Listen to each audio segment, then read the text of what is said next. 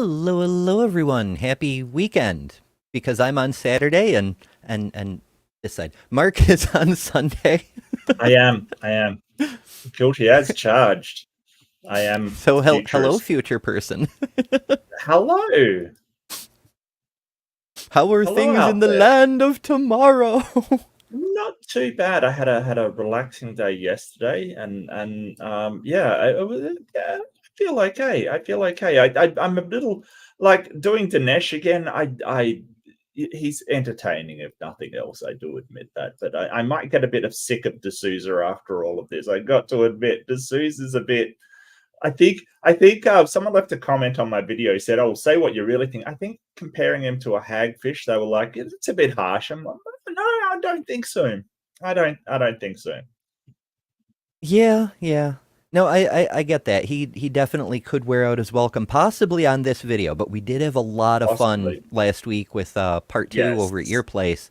And I'm like, let's do some more of that. He's had several debates with Christopher Hitchens. The one we're sampling tonight is the third in their series, which is, if I recall correctly, is Christianity the problem? I'm not sure what that means, but it sounds fun. Oh, oh. Is it the problem? Like the problem? I think you've got a new member of I Native Atheist that's do. just Native popped up Atheist has for me. become an Embership There you member go. something. Yeah, awesome. Thank you so much. And Hmm. I hope you enjoy all the, oh, shoot. I normally type in a bunch of custom emojis, but I've got a chat poll open so I can hit send. Okay, okay, We'll, okay. Well, we'll I'll get do to the that emojis then. momentarily. Yeah, yeah. Okay, I'll just dump some emojis in. Oh, I Y- got two eyeballs. That's great. Eyeballs, There you yay. Yeah, but there's other benefits too. It's just the emojis are go. the easiest ones to see. The Yeah. reason I mention the chat poll is because I've got a new layout, and I'd like your folks' opinion. Now, we normally do videos like this or Yes. like this, but because Dinesh is very low res and also Oh. pixelated, Hmm. I set up I one like this. okay. So, Well, yeah, I'd say we give it a whirl and see how it. I said before the show, like I'm not sure how much people want to see us, but um, yeah, I'm gonna do a vote for tapioca just because I the the the, the good doctor does appreciate winning these chat polls. And it just goes to show how seriously we take yeah, the pretty details of much. production, so It forth. says a lot more about us than it does about him. Absolutely. No, I don't. Granted. Granted. Yeah, you know. I mean, we're here primarily to have fun, but also occasionally we get to explore some ideas of merit. Every so often, a theist does make an Mm. interesting or compelling argument, or present Oh, something that's just flat out bad science. In which case, we get to delve into science in order to deal with that and correct things. And so, yeah, it's overall, I what? think it's pretty good stuff. Which is why we've been You doing this for thinking like a year now. Nash is gonna be the messenger of this interesting argument? Somehow I'm not convinced. You're Yeah, skeptical I'm of the skeptical. skepticismic value. Hmm. Oh, don't mind me. It's Oh, that's okay. You're fine. yeah. You're perfectly fine. I'm It's just been a I'm long just day. I'm just saying hello to the chat because chat's Yeah, awesome. yeah. It's all good. It's wonderful seeing everybody in the live chat as per always. Of course, we've already got Mm. Native Atheist. I see a Yeah. Star Song. Um, already convinced. Cool. Marty, hello, hello. Good to see you. Robin Webster, of course, always. Okay, I see a problem with this layout already. we're getting the Well, messages right across our faces. yeah, yeah. All right, we'll go to the other one for now. Oh goodness. Oh So, goodness. Yeah, okay. I'm glad you're feeling a little bit better, Robin. It yeah, takes that's it good. takes time. Tilting Windmill. Hello, Yeah. hello. And Tell you. let's see. I know we've got a couple other people here. I fail to appreciate ads by Matt Walsh before seeing my favorite people. Oh no, we're getting Matt Walsh Oh, ads. he's Why? awful. Just why? Michael Bell. Hello, hello. And let's see. Letefte, good to see you. Glad you made it. I think that's everybody so far. And to future people watching either later in the stream or watching back later, hello to you as well. Please take a minute to like and hit the subscribe button. And if you ring the bell, you'll get notifications so that you too can join us in a future live stream. We love seeing people. We love interacting with people. Like Andrew Christofferson. Always good to see you. Yeah. I'll be right. completely honest. I'm just paying attention to the chat so I can blame them for things later on. Let's be honest here. Fair enough. Really, yeah.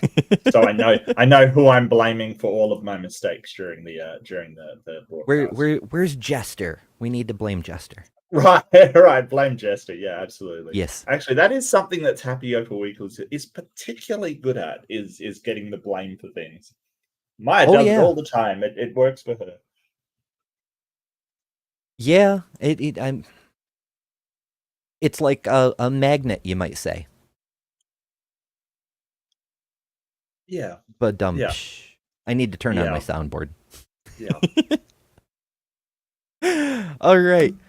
So I've pre-edited this a little bit. I went through. I found the sections of long applause, and I noticed that those are where the changeovers happen. So I've gotten rid of the lengthy introduction. I've gotten rid of the delays between speakers. The Q&A is still in here if we want to do it. There's nothing after it though. So once we get to the Q&A, we can just end whenever because there's nothing following it. That is a very young Dinesh. That is very young. It is, yes. And Yeah, in a way, this kind of demonstrates the potential pitfalls of irresponsible platforming, because by Christopher doing multiple debates with Dinesh, he was kind of saying this person is worthy, and he got to put on his resume, I debated Christopher Hitchens multiple times, and so he built a career on it. He got invited to speak. He did the book thing. He did a bunch of other debates, and eventually ended up at a Pangburn stage with Alex O'Connor, none of which he's remotely qualified for because he had on his resume, I debated Christopher Hitchens. So it's a thing to keep in mind. Like, it's perfectly valid to debunk someone and make their bad ideas go away. Like, you can't let them fester. But to like raise them up to the same level as you can create future problems.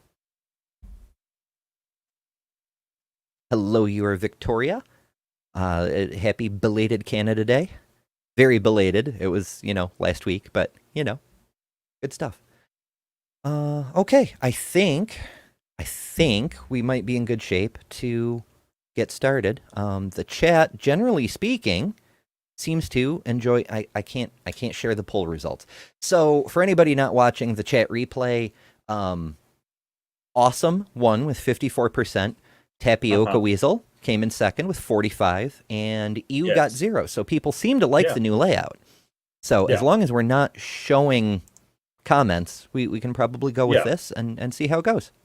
Even if we are, I don't care. Just blot me out. I just, that's fine. To be honest with you, it just hides my bleary eyes, as I'm sitting here trying to wake up. We can play peekaboo. Oh, goodness. All right. So Dinesh has the opening. I'm not sure who has a positive position, though. I think if you're going to say, yes, Christianity is the problem, it would technically be Christopher, but we'll see how it goes. Yes. Yeah. We're living in a very unusual time.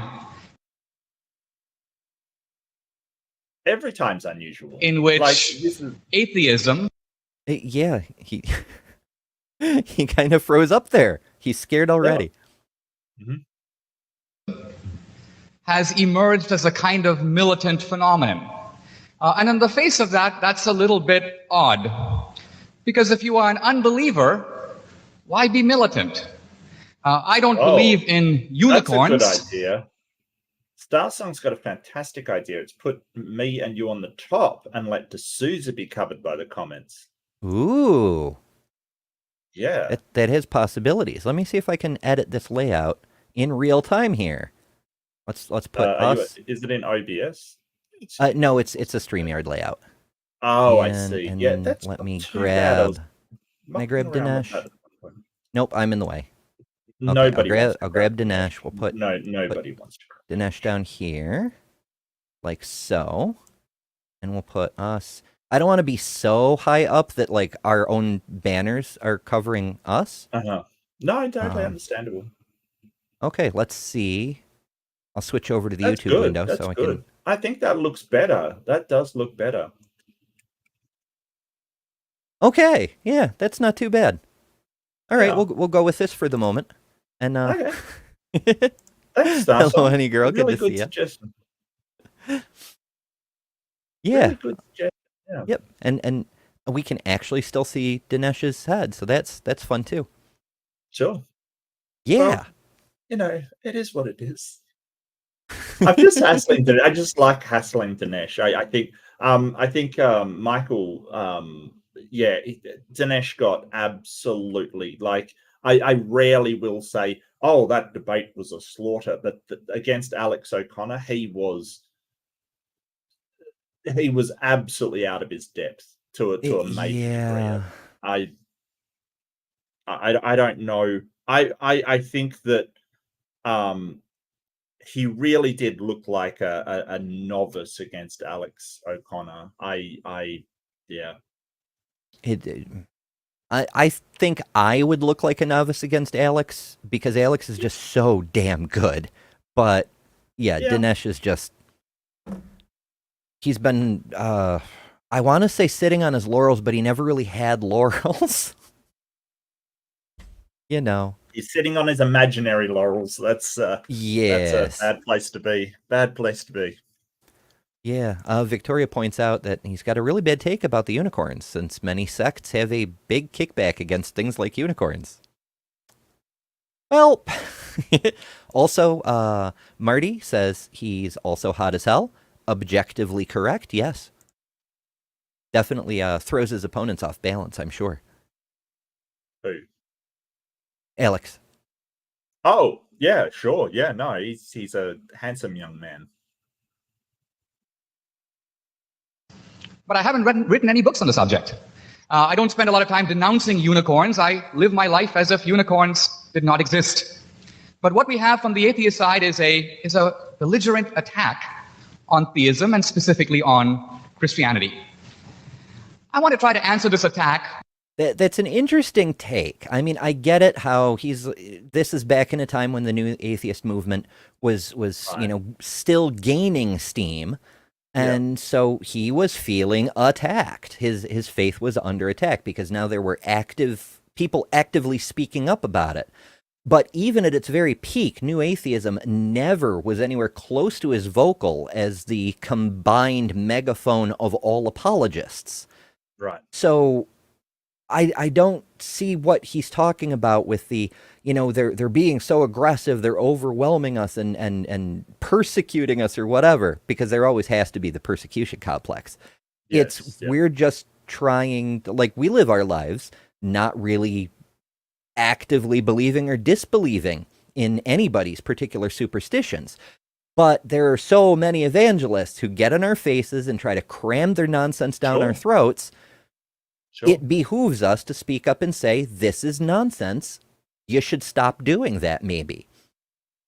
And I think that for so long now, religion's been in this position of privilege. It's had sort of the reins of society. It sort of has been touted as the moral standard for society and how we should order our society around. And sort of I mean, when I say the rise of secularism came about, you know, in early US history. It's been around for a long time. It's just during the Cold War, they seem to have fallen back on Christianity again, and we can't seem to shake it. It seems to be this principle that we deserve to be the ones in power because we're speaking with some kind of God's authority. And the atheist movement is pushing back on that because, as you say, they write legislation that is purely from a Christian point of view. They expect everybody to act in accordance with their Christian values kind of thing. And the atheist movement is a pushback on that. I don't see why any religion should force you to act in a certain way or behave a certain way when it's causing no harm to those around you. Yeah, I think a great example is in the secular parts of the Arab world, where there's majority Arab populations, but there are large groups of Christians, and they're free to pursue their faith, even though the country is overwhelmingly a different religion. And then there's other Arab countries where they have theological law, where just being something else is technically a crime, and enforcement is some places more severe than others. But there's a big difference. Like the Quran gets taught in schools, the Bible does not. Yes. And so we can point at these countries and be like, if the shoe was on the other foot, would you rather live in a country like this or a country like this? Like, which group of Christians do you think are being treated better? And consider how you want to treat other people with that in mind. But it's always do as I say, not as I do. Well, I think that it's not so much a militant attack on their religion as a sort of drawing a hard line to where their religion doesn't belong. The Constitution sort of makes religious freedom the First Amendment, and in my country, the Constitution does as well, for a very good reason. And, there's people out there who don't want to follow that. Yeah, I was just tangent, but pertaining to the discussion. I was listening to one of the newer Freedom from Religion Foundation episodes, where they had some of the legal team on to talk about Louisiana's 10 Commandments thing. And, they pointed out that not all Christians even agree on the 10 Commandments. Like, for one thing, Louisiana chose 11. Which ones, in which order, worded which way, like, should thou shalt not kill, be kill, or murder, so many disagreements. And so anybody who isn't a King James only person who agrees with the way Louisiana chose to do it, they're going to object too, because they're the wrong version of the 10 Commandments being shoved down their children's throats. So we don't even have consensus among the Christians, even if it were actually all Christians. Well, it's bewildering for them to sort of say that laws are based upon the 10 Commandments. I've heard that before, and that's a bewildering statement. Because they're certainly not. Like, the first commandment is in conflict with the First Amendment, right? That freedom of religion is not what the 10 Commandments their first commandment is thou shalt have no other God but me, whereas that is in direct conflict with the Constitution, which says that you should have the right to choose your religion. Yeah, it's bad juju all the time. Yes. But this whole militant attack is just them going, well, we don't want to give up this power that we've had for so long. And it's like, well, that's not a militant attack on you. That is simply saying, hey, you're going to be treated like everybody else. That's not a militant attack. So I disagree with his framing to start off with. Yeah, it's very disingenuous. Granted, we are looking from today, but even then, that wasn't not really what he seems to think it is, which goes to show he's unable to separate his own subjective experience from the reality of what most people are experiencing. By using the same tools of reason and skepticism and science and evidence, that is the banner under which the atheists march. In no way this evening will I rely on scripture or any kind of theology to make my points. I'm going to focus Because he doesn't know it. Yeah. I believe him on scripture because, as we saw with Yeah. Alex, even with extra decades to study, he still doesn't know Yes, scripture. he doesn't know scripture, yeah. But is he really going to stay away from the theology? I'm skeptical of that claim too. I don't know where he's going to go if not. I mean, so is Christianity the problem? Is that the proposition for the debate? Yeah. Yeah. You definitely could. You could look at it just as in sociology, sort of social structure, what it does for the community without going into theology like belief systems or the scripture at all. You definitely could make an argument from that. So I don't doubt that he does that, but I think it's probably got more to do with that he isn't very good at arguing theology, and certainly has not even got a working knowledge of scripture. Atheist army. I like that idea. I mean, we're all too chaotic to, obey a single general, but it does sound fun. Atheism is not it's like herding cats. It really is. It is people have, because nobody is marching for atheism. Nobody is marching for that. We generally are supporting things like freedom of choice, freedom of religion, freedom to choose not to be a religious, marching against the sort of the sort of the way that religion tries to abuse its power to get into people's lives and things. Generally, nobody's marching for atheism. It usually is to do with issues surrounding atheism that they're marching for. So,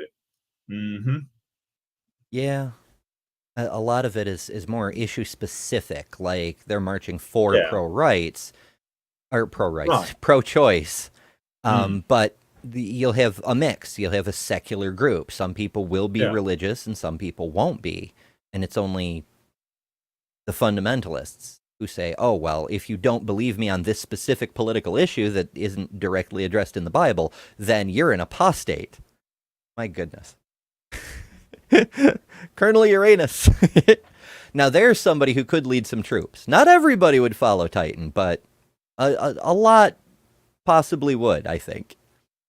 I think Titan would be at the rear pushing everybody, to be honest with you. I don't think he'd lead anything. I think he would drive people. I think that they would be, the driver, not the leader. Just saying. Well, there's different styles of command. There's That's true. Aim your weapons, men, follow me, charge. And then there's also the commander has to be at the back so they don't get shot in the first volley. Yeah.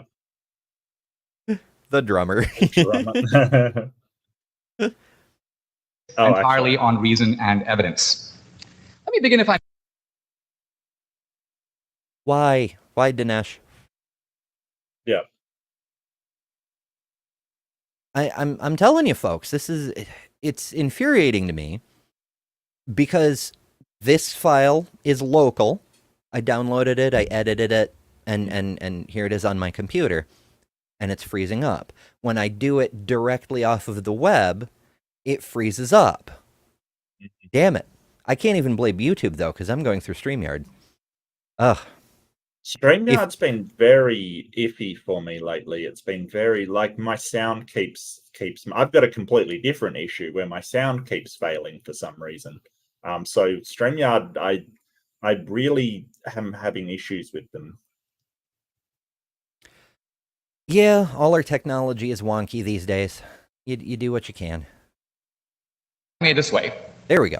In reading through the various atheist books by Hitchens, Dawkins, Harris, and the others, if I were to make a list of the values that the atheists cherish the most, I would list values like the idea of individual dissent, the notion of personal dignity, the idea of equality, the equal dignity of men and women, an antipathy to oppression, inequality, and slavery, the idea of compassion as a social virtue, Now, what's interesting is that if you take a good look at this list, That's a fair list. I think we could Yeah, probably I think add that's more fair, to yeah. it.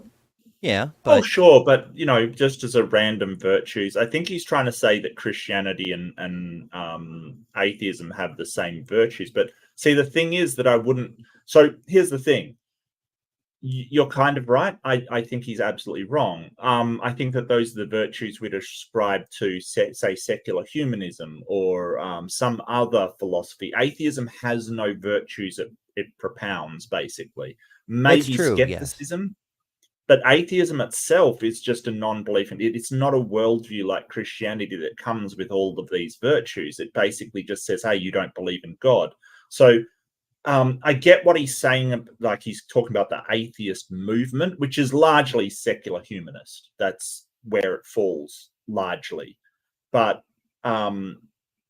yeah, atheists don't have any virtues that they have. Nobody clip that. Leading atheist says atheists have no virtues. Well, atheists don't, but other worldviews No, do. it's true, and I'm guilty of that sometimes myself, conflating atheism with humanism. Like I'm a humanist first, I just happen to be an atheist also, Right. Yeah. So humanism have all those virtues, and humanism. There's also theistic humanists as well. There's not just secular humanism that's a thing. Theists can be humanists as well, and their virtues, are essentially the same. But if he's trying to compare it with Christianity, I would just have to get a hard pushback about the equal dignity of men and women right there. Mm-hmm. Like seriously, no. Yeah, my hunch is he's going to go the Frank Turek route and be like, "You stole those from our God." Really? Oh, really? Yeah. Show me where. Frank's an idiot. Like seriously, that nobody stole those Christian virtues. Like he looks at modern systems and goes, "Oh, well, it was all taken from Christianity." And when you actually examine it, a lot of it wasn't. A lot of it was taken from Greek thinking or, sort of formed from secular humanism. And the thing is that secular humanism, it doesn't. One of the things that it does well is takes any idea, whether it's good or bad, and incorporates it. Doesn't matter where it comes from. So there's ideas from Christianity in there, but there's also ideas from Buddhism in there and ideas from Taoism, the Eastern religion. There's a lot of different ideas in there because they'll take whatever works. So this whole thing of, oh, you stole it from Christian. No. That's hilarious. I like that. Robin's in a mood tonight. Yeah. Wow, Robin. You realize I love that these values came into the world because of Christianity. Oh, there it is. Yeah. Frank's not the only one who says this. Justin Brierley recently from the Premier Unbelievable podcast. He's the one who did the interview between Alex O'Connor and Ben Shapiro, or at least his channel did. I forget if he was the one hosting. But he does the same thing. He's like, everything we consider good in our culture and our civilization is because of Christianity. It never existed before Jesus showed up. Uh-huh. My goodness. Hello, Kata. Good to see ya. Much boop. How do we know that? Partly by looking outside of Western civilization, where we see that these things that we take for granted, there's a tsunami that devastates a place in Africa, all the Western, which is to say Christian nations, rush to help. Nobody else seems to. Ahem. What? No. Like, so there's Western nations that aren't Christian. Weird. And there's Western nations, like there are Christian nations that aren't Western, right? Like there are African nations, for example, that are predominantly Christian or theologically, like they're theocracies, they're Christian nations. Yep. The atheism Dinesh is talking about pretty much only exists in the West. So while there are Christians here, he'd be more accurate to say the secular nations are the ones who respond to those kinds of disasters. Right. Yeah, and sort of so like Ghana, for instance, is incredibly Christian. Like they have stores like In God We Trust, like, you know, clothing store and stuff. Like, they're incredibly Christian. And there's a whole bunch of other sort of Christian nations that, you know, I think rush to help is a bit, you know, I think a lot of nations rush to help. I think, you know, when there's a major earthquake, the community does rally around it, but you'll find this in communities everywhere. Yeah. Meanwhile, Barnaby that's Wild right. sending a member chat. Yeah, and I saw a really early message when I was doing the link for this that Barnaby sort of renewed their membership, which is fantastic. I want to say thanks, Barnaby. You're Very cool. awesome. Yeah. Yeah. Oh, what's this? Was Jay on Rebecca's show, or was Rebecca on Jay's show? I've been busy doing IRL stuff, so I don't know what's been happening today. It's pretty cool. Something unique is going on that's internal to our civilization. Now, you might say, well, Western civilization isn't just built on Christianity, it's built on Athens, by which we can say classical reason, and also on Jerusalem, which is Judaism and Christianity. And yet, if you look at the world of Athens... A little bit, not that much, yeah. Yeah, like, I think... Oh. Was it Dinesh versus Alex in part 1 over on your channel, where he said they were like, it may have been a different apologist, but one of them said that there are like 2 centers of Western civilization: Jerusalem for the religious stuff, and ancient Greece for the philosophy stuff. But of course, neither of those are actually Christian. You know, Jerusalem is where the Jews are, yes. And other Abrahamic faiths draw connections to it as well, like the Druze, as well as Islam and the others. But the Christians can't really take credit for the ancient Greeks either, because first of all, they precede Christianity considerably. Second of all, it was the Christians who wiped out most of Europe's copies of those philosophies and plays and all the wonderful thinking that they did. And it was the Islamic world that reintroduced the classics to the West. So Christianity really can't take credit for that, because they tried to wipe it out, and they will try to do so again if they ever get that kind of power. That's what Project 2025 is about. Yeah. But I do digress. Yeah, apparently. Well, first of all, Barnaby sends a $3 super sticker. Thank you so much. It's a dancing lemon. Cool beans. Love it. Lemon. And yeah, Jay was on. I'm scrolling back up to try to find it again. Yeah, Jay was on Rebecca's show. Yeah, I'll have to take a look at that. Because Rebecca. Bread of Life. I don't know. Last time I saw her, she had a real go at me for enabling somebody that I had no idea what she was talking about. No idea. Last I heard, she was not seeing atheists, then talking to atheists, but she's very, very reluctant to talk to me.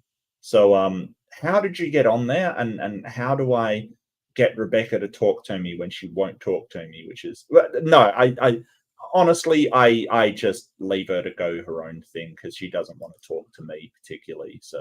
It's very, very hard. She's not a super high priority for me either. For anybody who doesn't know, Bread of Life, she's a unusual sort of Christian apologist. She's very, very creationist, anti-evolution, but she's also very, I don't know, I guess you might say humanist. She's got very pro-people beliefs. Yes, I really do appreciate her supporting LGBTQI people, and supporting the trans community. I appreciate it. It's very good of her.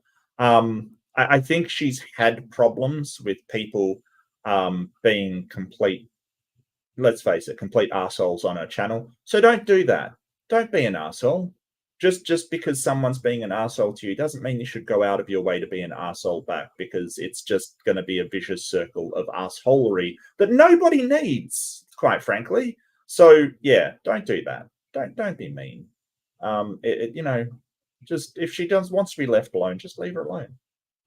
She's not an ally.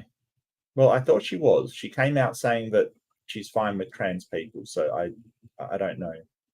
Yeah, I think the last I heard was, and again, I've been out of touch because she's not that important to me, but That's it right, was same here. partly that No More Atheists on the Channel thing that really annoyed Germania and B.S. Lewis, but also that there are trans people in the Bible, which, it was a nice touch. It was something anyway. But I haven't seen any of her stuff since, so, Yeah, no, I just left her, Hello, Bree. I don't have my buttons turned on, so I can't. Normally, when Bree shows up, I'll push a button and a little bee will go across the screen because of the buzz thing. But I don't have my board turned on right now. I really should, because that's twice now I've wanted buttons. 3 if you count Titan appearing. So, probing time dropped by. Hello, hello. Dropped out of an MDD debate for this. Yeah, that's fair. That's fair. BS is a mod. Interesting. Well, B.S. Lewis is a fairly good person, like he's reasonable to deal with. I know his videos are a bit inflammatory towards the old religion, but if you actually talk to him, he's really reasonable. So I can actually see that happening. Oh yeah, he's good people. But if you don't know who the hell we're talking about, B.S. Lewis, he mostly does cartoons, animations, a lot of satire stuff. They're very, very good. His channel is criminally undersubscribed. Athens, which is to say Greece and then pre-Christian Rome, you discover that those were civilizations that were based on slavery. They were civilizations where women were treated very badly. They were civilizations where human life didn't count for a whole lot. The Spartans notoriously would leave the feeble child on the hillside to see if it was still alive. A tradition carried on by Christians up to and including the 20th century. You talked about Athens and then Spartans in the same thing. Like the Spartans were very, very different culture than the Athenians. So Athenians had this idea of philosophy and democracy and all of these social systems. The Spartans were very much different.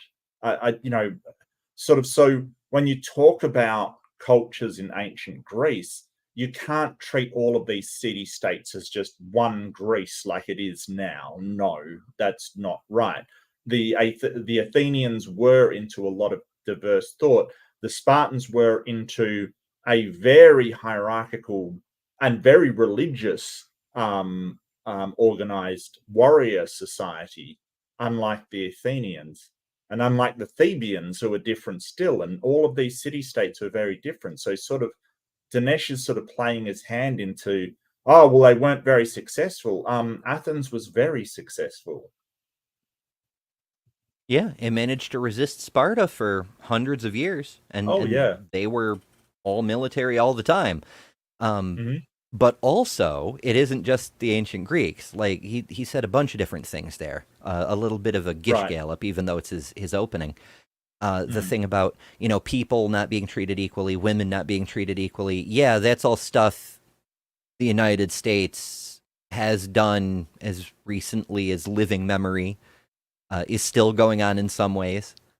Like, Christianity didn't banish that, my guy. And Christianity is famous for not treating women equally to men. I keep pointing out that there was a sect called the Cathars who treated women as equal status to men, and they were wiped from the earth for heresy, because women can't be the equal of men.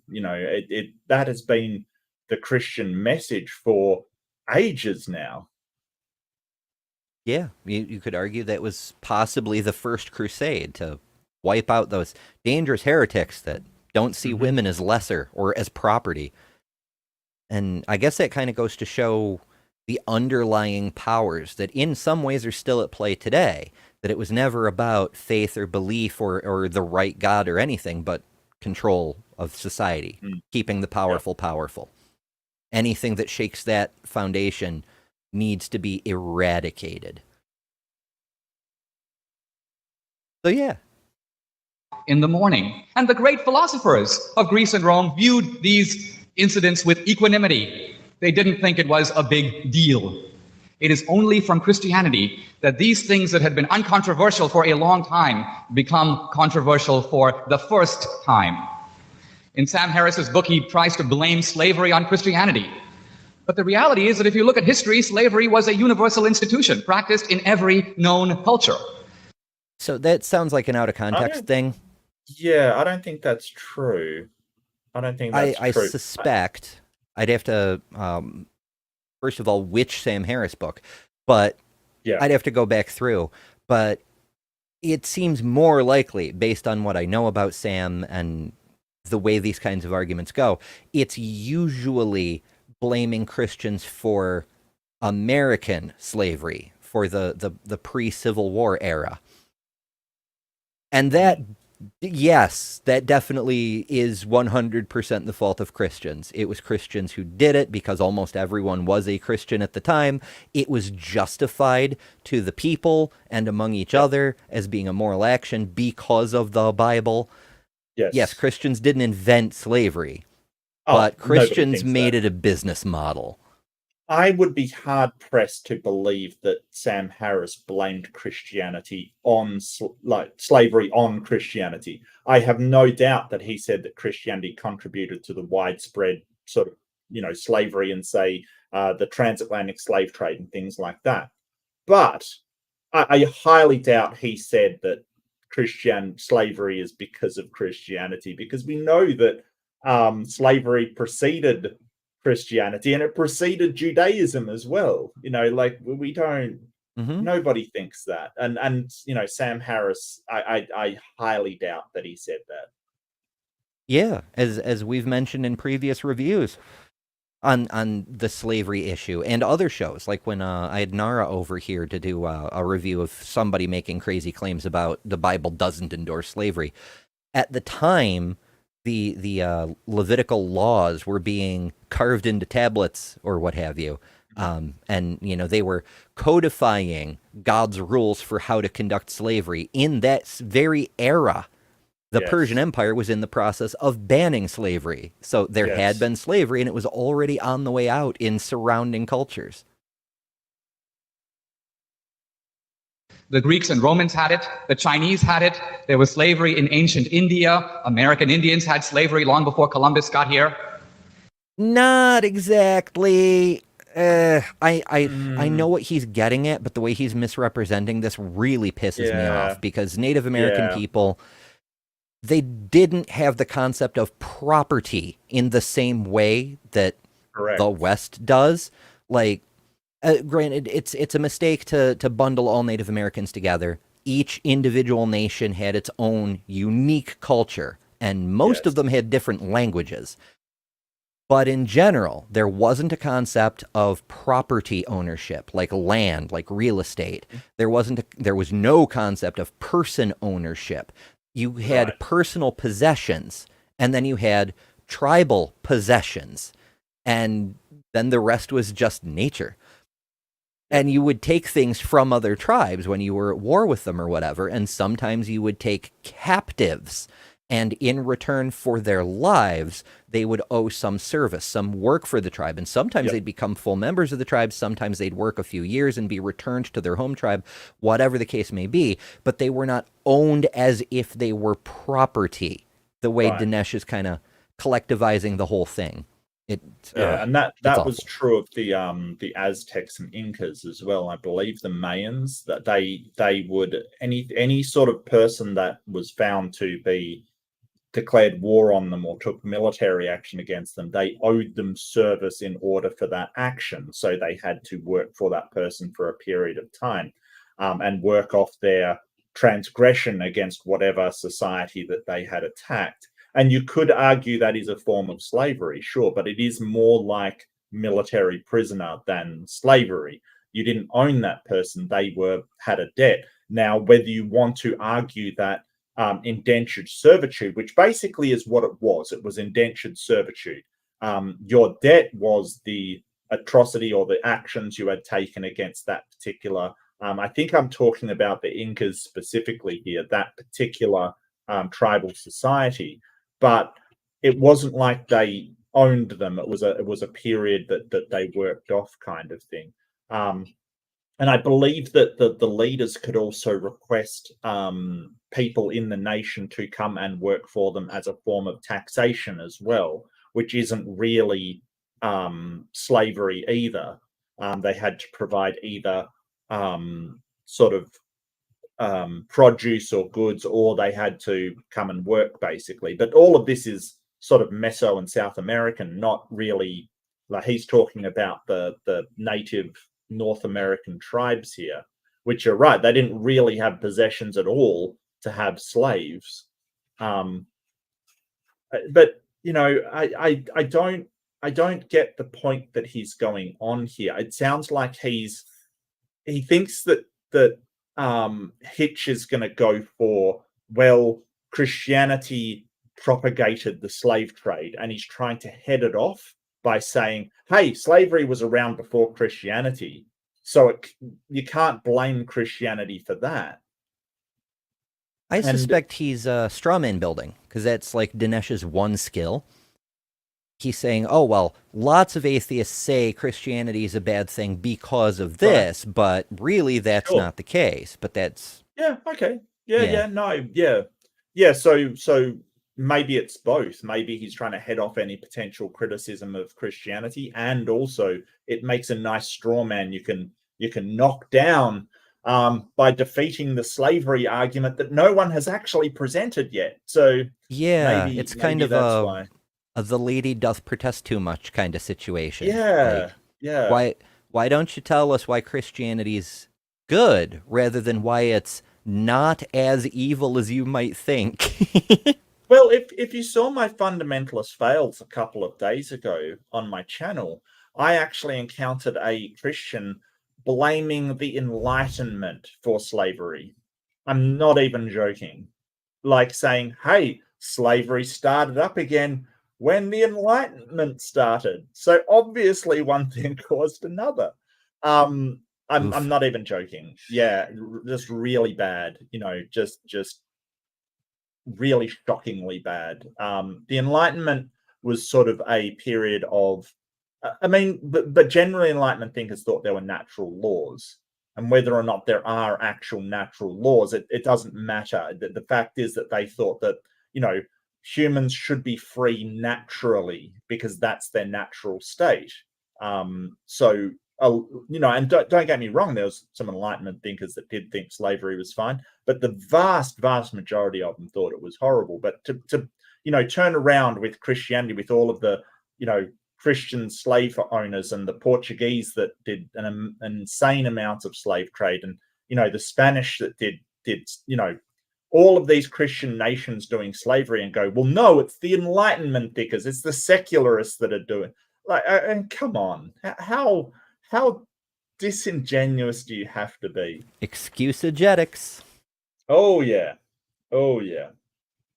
So it is Christianity that mobilized the first movement in the world to oppose slavery. False. Again, the Persian Empire was abolishing slavery while the Levitical laws were being written. Hundreds of years before Jesus even thought about jumping onto a big wooden stick. Yep. First, the Quakers and then the evangelical Christians took a theological idea that we are all equal in the eyes of God. Well, that I'm not going to use theology didn't last very long, did it? I think 4 minutes. Evangelical is a bit of a stretch there. I think that's a real stretch to say the evangelicals, because yes, the Quakers were definitely opposed to slavery and were instrumental in stopping slavery. No doubt about it. The Puritanians, however, I don't think they took much of an anti-slavery stance. And people like the Episcopalians, for instance, they owned a lot of slave plantation. They were not instrumental in stopping. Like evangelicals, no. Yeah, like when you say evangelicals today, you're mostly talking about the Baptists. Yes. there are other sects that can qualify, and many of the other Protestant sects do evangelize, but if evangelical is generally Southern Baptist or New Independent Fundamental Baptist or one of those groups.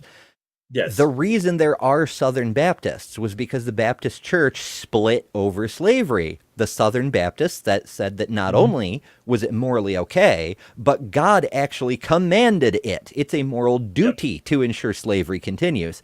Whereas the Northern Baptists were like, this is really horrible and it needs to stop. So yeah, bit of a split over that. Yes.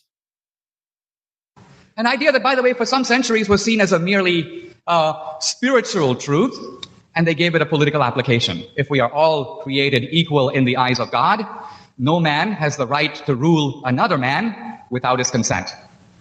This idea became the moral engine of the anti-slavery movement, both in Europe and in America. And this concept is not only the moral root of anti-slavery, it is also the basis of democracy. What's the No, democracy also precedes Christianity by hundreds and hundreds of years. But also, remember, the European monarchies were propped up by Christianity for over 1,000 years because of that divine right of kings business. Yep. So if Christianity is saying two contradictory things about whether you should be ruled with or without consent, you gotta question the source material.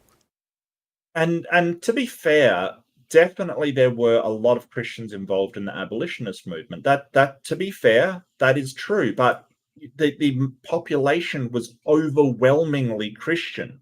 Like, where else would it have come from? It's like when they say, oh, well, Christians built all the major universities coming out of the 14th century.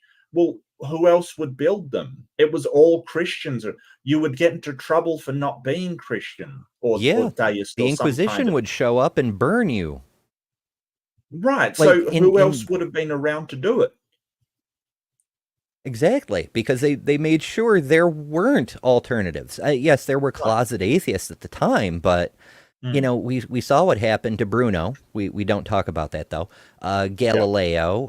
In the 1300s, early 1400s, burning people was so common in England that they'd have fires going year round to dispose of the bones of the people who were murdered for heresy. It was fucking wild. Brought up the Cathars, an entire denomination just wiped out for having heretical beliefs, mostly around the status of women in society. They were wiped out. They were wiped from the face of the earth because they gave equal rights to women. Here's the thing about it. They say, oh, well, slavery, it wasn't around for a while, right? It didn't, it went away during the medieval period where people of faith were in charge. No, it didn't. It just changed into serfdom. It's just slavery with extra steps. That's all it is. It's still slavery. It becomes very nuanced. What is slavery? What is not slavery? It's a very nuanced question. It's very hard to answer. However, slavery has been something that has been a thing since probably the start of our civilizations to the end of our civilizations. Christianity didn't start it, but it didn't end it either. And it definitely propagated it into the New World, because guess what? The people that were moving into North America and taking the natives' land were not a bunch of atheists or secularists. They were religious people. They had a divine right to take that land. Yeah, that was also used in this not Christian nation, but also nobody expects the Spanish Inquisition. Didn't expect that, did you? Weapons are fear and surprise. I love that. Monty Python is so good. I just got to say, so good, so good. Premise of representative democracy: no man has the right to rule another without consent. And I want to turn for a moment to science, because one of the rallying cries of modern atheism is the supposed incompatibility between Christianity and science. Well, and incompatibility. Just a sec.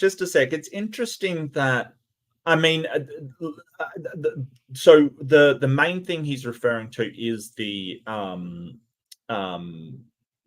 U.S. Constitution, where it says, but it doesn't say because of God wants, or because of Christianity says. It says we hold these truths to be self-evident, right? So it's basically saying, hey, we hold this to be evidence in and of itself of the truth of this statement, that all men, and presumably it should say women there as well if they're a bit more progressive, but all people are created equal. Now, I know it says created there, but don't forget they're deists for the most part. So they're really talking about the creation of the universe by a God who presumably doesn't do anything else and isn't around now. So yeah, the very next line is that this is affirmed by the laws of nature and the God of nature, as in right. what we would call today the laws of physics, because naturalism was a thing back then. We didn't even have the term science at the time. That didn't show up until, my memory's being sketchy, but I want to say the 18-somethings. There was a polymath in Scotland who happened to be a woman, incidentally. I wish I could remember her name, but I'm bad with names. But she was a PhD level philosopher in chemistry and optics and a few other things. And so finally people were like, what does she do? Well, she studies the sciences. And that's where the term scientist comes from. Before that, it was just, naturalists. Rendered puzzling at the outset because if you make a list of the leading scientists of the West in the past 500 years, you find that the vast majority of them were not only theist, but specifically and devoutly Christian. Cool. Let's make a list of all the leading scientists from the Arab world. I bet most of them will be Muslim. Let's make a list of the leading scientists from China. I bet most of them would be Buddhist or Taoist or Confucianist. Like, it's weird how people who live in an area dominated by certain faiths are members of that faith. Yeah. And what does that have to do with anything? This is, again, I go back to that university argument that sort of, who else was around? Great. Well, all the scientists were Christians. Yeah, but everybody was Christian. Like, you don't understand. Like, and we can point to scientists that were not Christian. We can point to scientists that were deists. We can point to scientists that are Muslim. We can point to, and I mean, if you want to take it now, an overwhelming, well, not an overwhelming, but a large amount of scientists throughout the world are not Christian. Yeah. Guitar Dog points out it was the Greeks who started. Yeah. The modern main categories of science, physics and medicine and ethics, Aristotle, like logical debate, the formal fallacies were Aristotle and his team of thinkers. Like so much of what we use today got started from them. We've discarded some things over the years, of course, because that's what science does, is when we find out something doesn't work, we chuck it and replace it with something that works better. The humors, for one thing, the idea that there's 4 and only 4 elements. We've learned a bit more about that since. Things like that, This was true of Galileo, Copernicus, Kepler. You're not going to bring up Galileo. Oh, dear. Galileo, famously imprisoned for daring to suggest that the Earth went round the sun. Oh, not even that. It was his observation of the moons of Jupiter. He went, oh, look, Jupiter has its own moons. Look, guys, not everything goes around the Earth directly. He wasn't even challenging everything going around the Earth in general. He was just saying some things are going around Jupiter, which may or may not be going around the Earth. And they were like, oh, no, we can't have that. Jail for you, mister, until you repent. And in his defense, like, he did something awesome, which was tell the church, "Oh, absolutely, I don't mean a word of that," and then produced a book confirming what he thought. Like, I think that's hilarious, quite frankly. Just That's jump why through the freedom of hoops and speech then is important. Because when you're in a situation like that where people are big mad, you can put out the science, and then out of the other side of your face, you can be like, no, that's satire. It's an Yep. Onion article, you know? Mhm. Mwahaha. Bry, Priestley, Lavoisier. You can just go down the list all the way through Gassendi, Mersenne, Mendel. Some of these guys were monks, like Mendel. Gassendi and Mersenne were priests.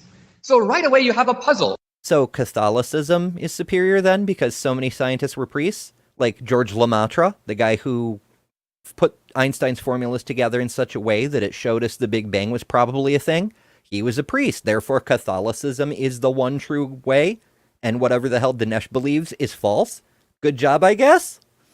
Well, so here's the thing. The reason why, like, he's making a mistake of correlation equals causation, right? So there is a correlation between the number of scientists during that time that were Christian, right? That's the correlation. And he's going, well, it was caused by Christianity. The problem is that he's taking that correlation as, well, Christianity is the cause. Number one, as we pointed out, a lot of people are Christian. Number two, who could read and write?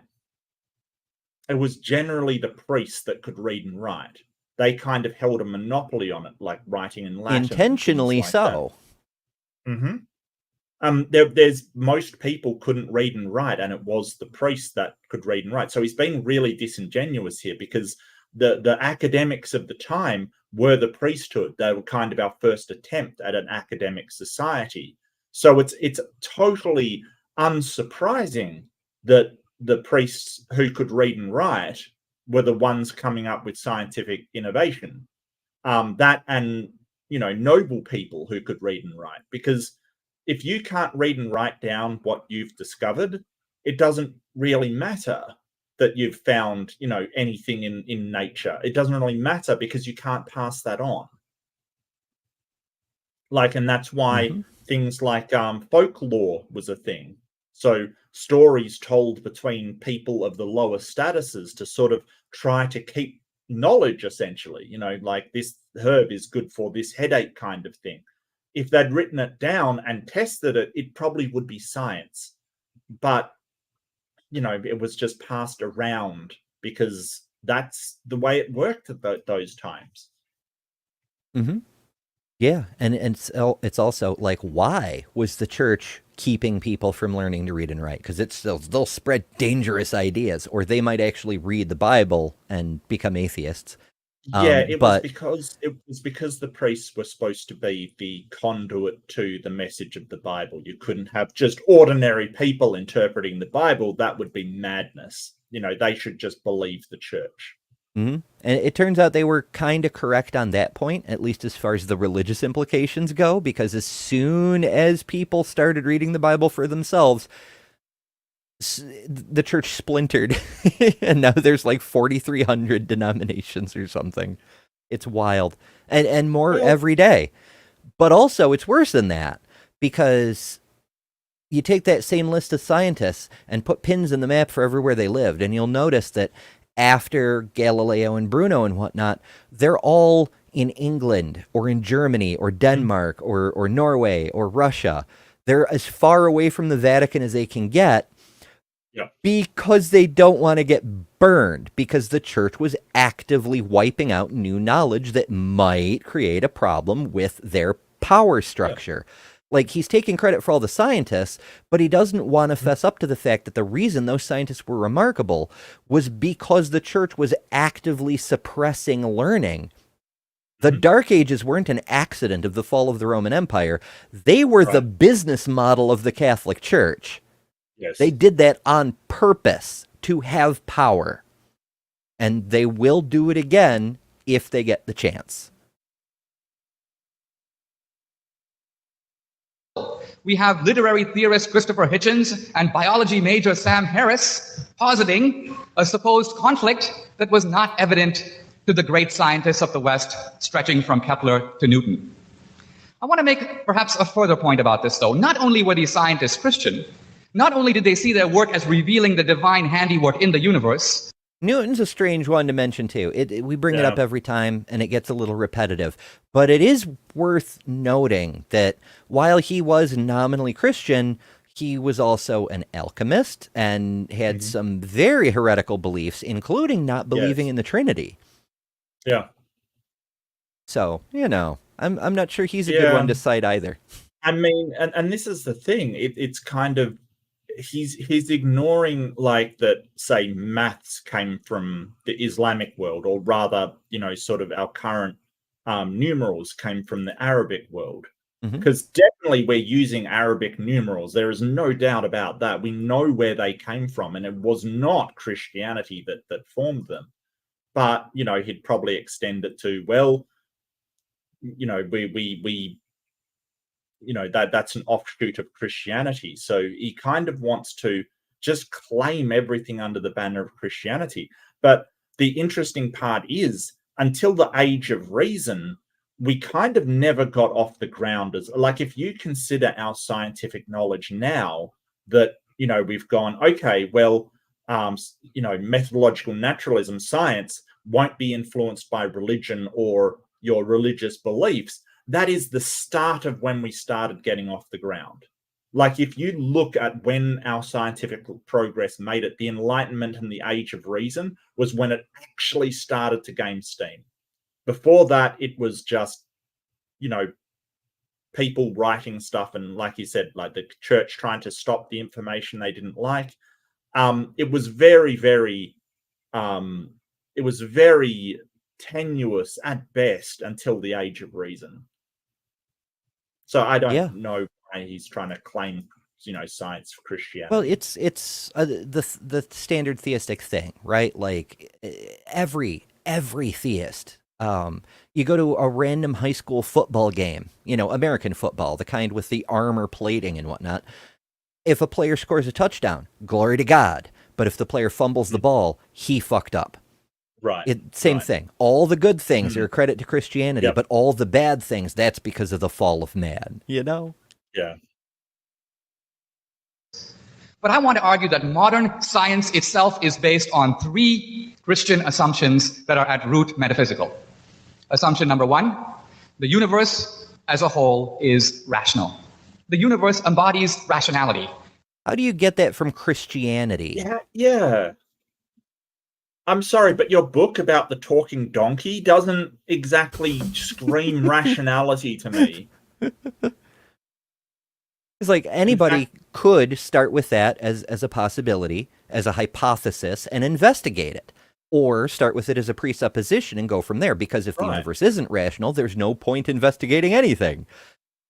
But if the universe were supernatural, then it would be much harder to investigate things rationally. Like you put two particles into a collider, and an ice cream bar appears. Like, things get a little unpredictable when supernatural stuff happens. It makes it hard for rationality to work.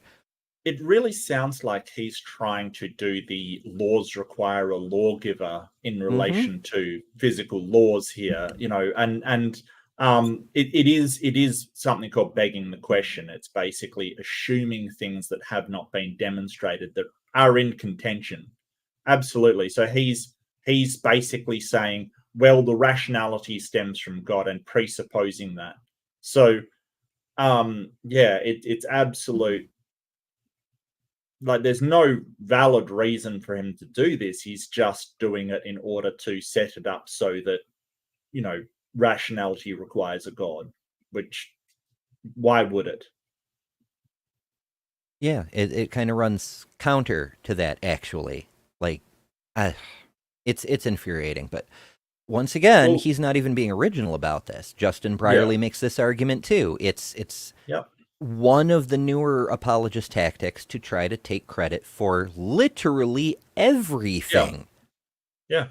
You may as well say, well, you wouldn't have a world to stand on to complain about God if not for God. Can you demonstrate that? No. And it's weird because the ancient Greeks that he was talking about, they all wrote about natural laws, and Christianity wasn't even a thing at that point. And they, sort of, even back as Archimedes wrote about natural laws, tons of Greek thinkers wrote about natural laws. None of them were Christian. They weren't even Abrahamic. Very Nope. strange. Now, if you think about it, that's odd. It's pretty easy to say that my friend Bill is rational, or Christopher Hitchens is partially rational. It's another thing to say that matter and objects and planets embody a certain kind of rationality. They follow rational principles. Dinesh doesn't understand what the fuck he's talking about. No, he doesn't. When we're talking about natural laws, we're not talking about rationality. Like, are the laws of the universe rational? It doesn't, like, that's not a word you apply to physical laws. That the physical laws are just the way that the universe operates. He's kind of conflating laws as in physical laws of the universe with laws as in, are laws rational? No, they're not the same thing. One's sort of a prescriptive thing to tell you how to behave in society and punishes you for transgressions. The other is just the physical makeup of the universe, how things just interact with one another. Yeah, like he's starting to allude that we're saying that the atoms that make up the sun are themselves rational and understand their behavior and are obeying the laws by a matter of choice, and that for fuck's sake, Dinesh.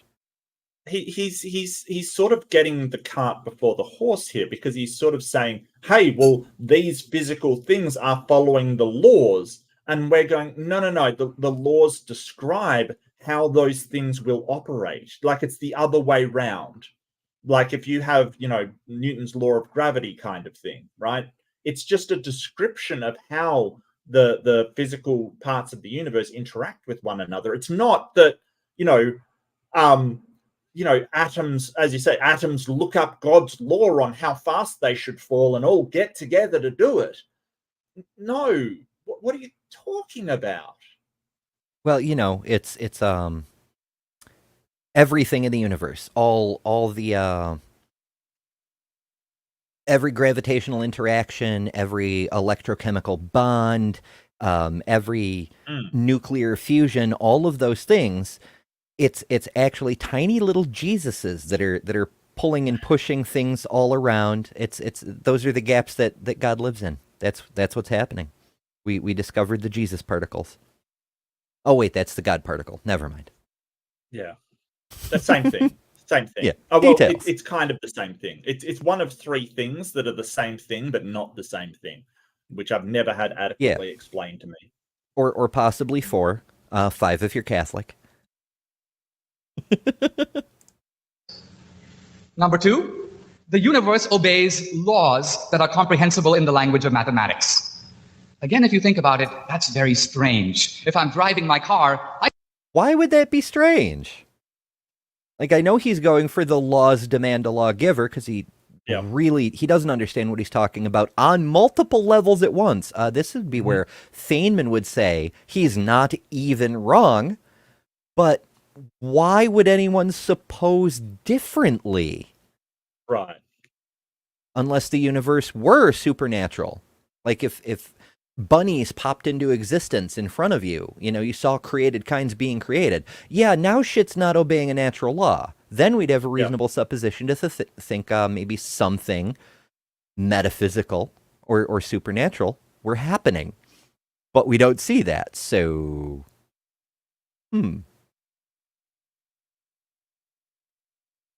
A kamikaze appears. I can follow laws. I see a stop sign, I come to a halt. How does matter obey laws? How does the electron know what to do? Oh, Dinesh. It has to decide. Look, when we use laws in physics, we're not talking about the same as a law in legislation, right? It's not a agreed upon prescriptive document that we've passed into legislature that tells people what they ought to do. A law in physics is a description of how things operate. So the law of, the speed of light, for instance, is a law. It basically describes how these interactions always will play out. It's not wow, he's actually going for the laws require a lawgiver argument. That's what he is literally doing that. He's doing the worst version of it too. Like, say an electron chooses to not obey the strong nuclear force. What's its penalty? Right. Does it go to particle jail? Like, if it can choose, why does it always choose to follow the law? What's going on? Yeah. That's not what physical laws are, Dinesh. It's not. No, If we look at if laws were like the physical laws were like the legalistic laws, then I could just choose to float off the ground in defiance of gravity because I want to break the law. It's not that you're conflating the two words. Jeez, he's bad. He's so bad. matter, it is unbelievably well behaved. It follows the laws of Newton's inverse square law. It obeys Einstein's laws. The point I'm trying to get at here is that this is a metaphysical proposition.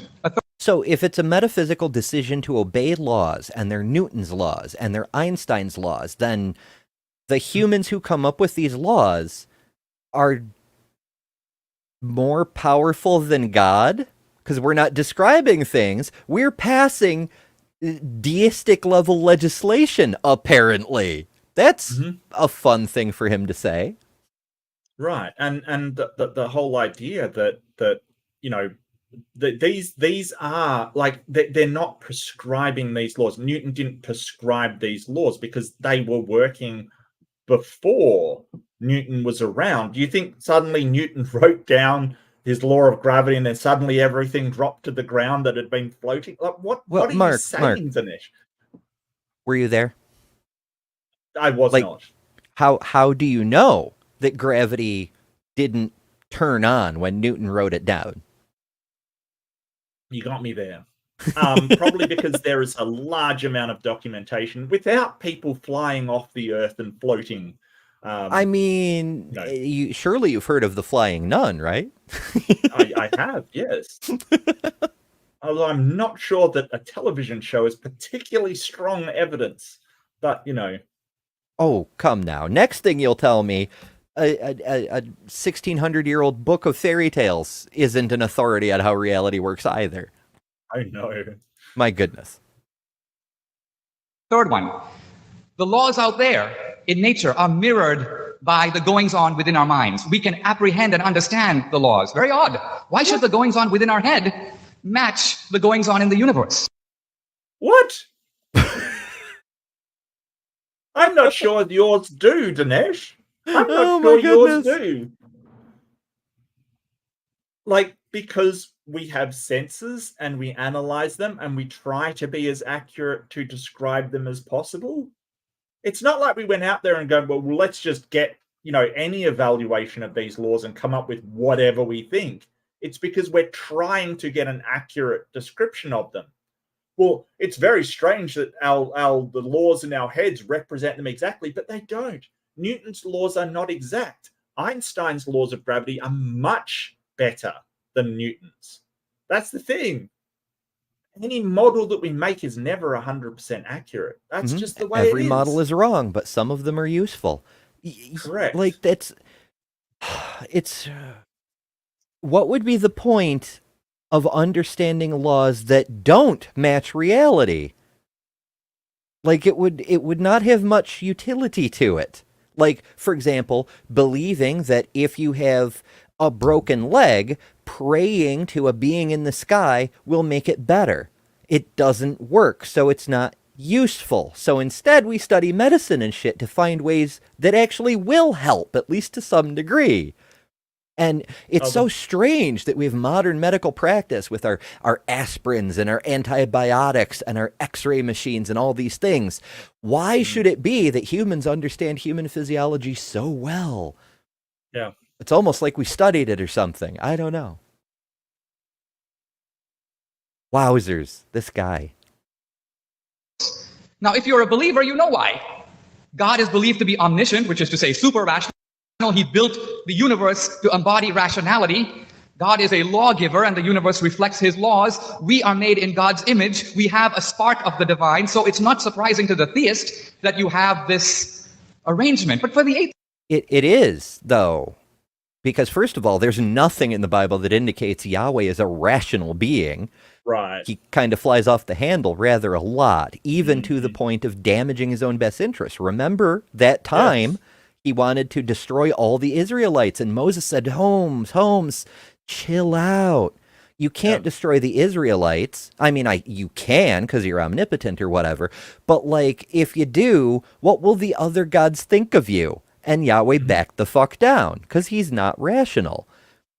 If you believe in any kind of supernatural power like that, then you should expect miracles to actually happen in reality. The fact they don't disconfirms your worldview.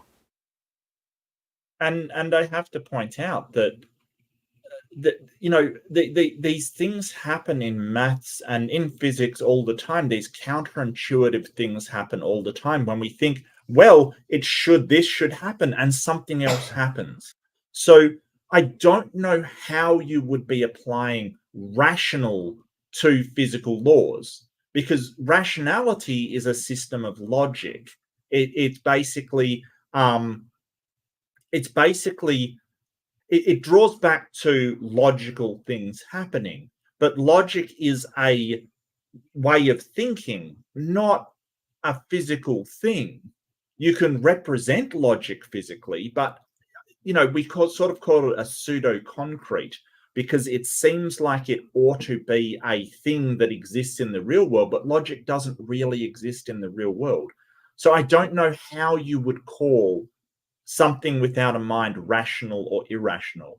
It's like saying, flowers open during daytime and close during night. That's rational. It's like, what are you talking? There's no rationality in it. It's just the way that the flower has evolved. Like there's no rationality there. Yeah, it just works better than doing it the other way around. Yeah. Although there are some flowers that prefer night because that's when their pollinators are up and about. So for them, that works better. That's true. atheists, you can't take any of that for granted. This is faith-based science. A final point. We hear a great deal about how Christianity has been terrible for the world. The truth of it is, if you look at the casualties of Christianity, the Inquisition, the Crusades, the Salem witch trials. Which side is he on here? I predict he's going to say, but atheists have done worse. Look at Stalin, look at Mao, kind of thing. Fair bet. That's where I'm predicting he's going. Yeah. These fellows are kind of predictable. Probably Hitler as well, even though he wasn't atheist, Yeah, Trials. I had been educated to believe the Salem witch trials had killed thousands, or at the very least hundreds of people. It was like 24. Yeah. Ish. And the whole point was about the Salem witch trials. It wasn't the only witch trials going on. It's that it wasn't the Salem witch trials that killed thousands. It was the persecution of women over the centuries that killed thousands and thousands and thousands. So Salem was just the last instance where it was so egregiously bad justice was done that we decided that we would no longer allow spectral evidence. And spectral evidence is things like dreams and visions and feelings and messages from God. Anything that can't be physically and empirically shown to be true or shown is spectral evidence. And we decided that after the Salem witch trials, where, a couple of dozen completely innocent women were killed, and the judge sort of says, yes, well, I didn't think they were guilty, but Christians, we that was basically the catalyst for removing spectral evidence. But when we talk about people killed for being witches, we're not just talking about the Salem witch trials. We're talking about a long history of persecution of women over a very, very long time, usually in positions of power. There's a reason why witches are depicted with long pointed hats and brooms and things like that. It was because that depiction of women were originally brew wives in Europe. They were a collection of women that used to brew ale. Alewives, I think they were called as well. They used to brew ale, and so the brooms were for keeping their thing clean, and they would, sort of sweep up. And they would often have cats because you didn't want the rats getting into your supply of hops and grain and things like that. The pointed hat was a signal that they sold ale, basically. They were persecuted relentlessly by the church. And guess who took over brewing after that? It's Monks. a business model. Yeah, monks and religious people. So they were very, very powerful as far as how much influence they had, because they had the booze, basically. And so the witch with the cauldron and the broom and the pointed hat is absolutely down to persecuting women for having power in a society in the early medieval ages. And they were, and that's where our current version of the witch comes from. It's why they look like that. Fascinating. Yeah. And sad. Yeah, and I love that by Robin. They never burnt witches, they burnt women. That is correct. Yes. Yes. Yeah, there it is. And it's really interesting to look back and,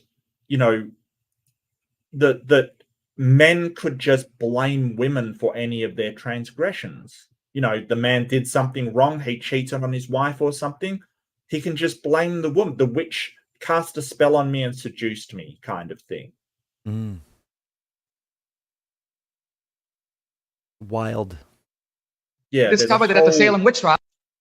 There's a whole history of how the church dealt with women.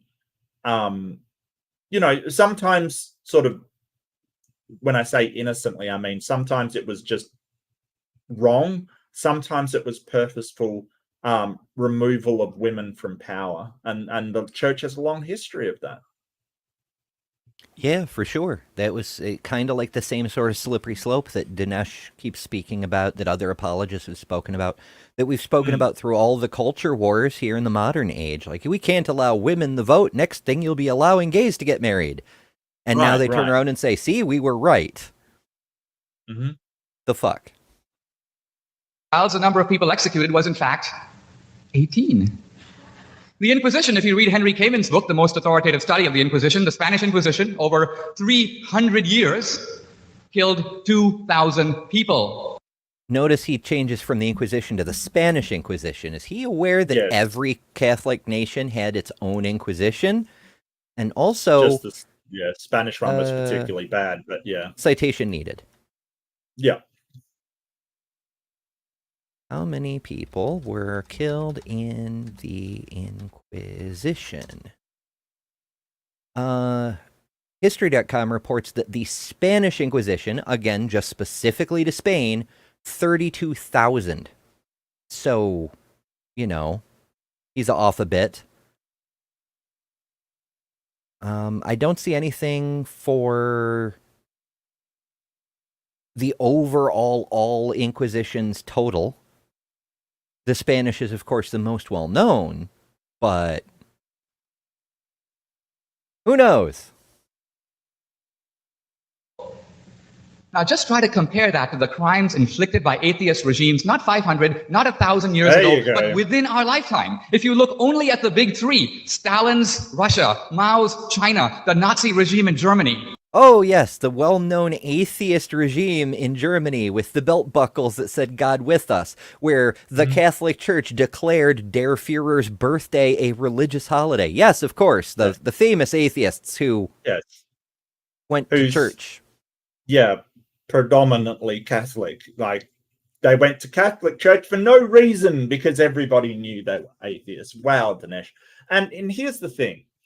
No, okay, so Mao and Stalin, he's on like sort of more solid grounds, but neither of them did what they did in the name of atheism. None of them were trying to promote atheism or did it because they were atheists. It isn't like a religious belief where you are promoting your religious belief, where you're saying, hey, I have a right to rule because I am an atheist. One was a communist and a despot, and the other was a communist and a despot. Like, it's just that's what happens when you have a communist and a despot. I don't, to blame atheism for that is like, I know it's really, really weird to do that. Extremely.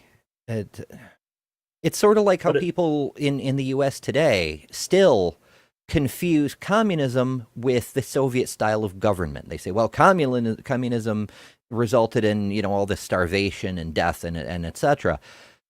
No, the Soviet system of government, that totalitarian one-party rule system, did that. Communism was just the economic system. They could have done the same thing with capitalism, and in some points in Soviet history, they did. The same is true in China. Like, it's just an economic system. It doesn't say anything about your political structure. So you blame communism, blame atheism, blame whatever you want, except the thing that actually did the damage, I thought communism was a political structure.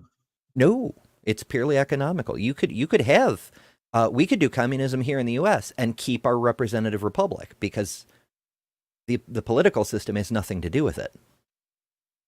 Yeah, okay. All right. No, that's fair. That's fair. I must admit, I'm not very big on economics. I must admit. But the thing is that, I mean, I probably have, I think I would still call it communism from just the way that it was set up. But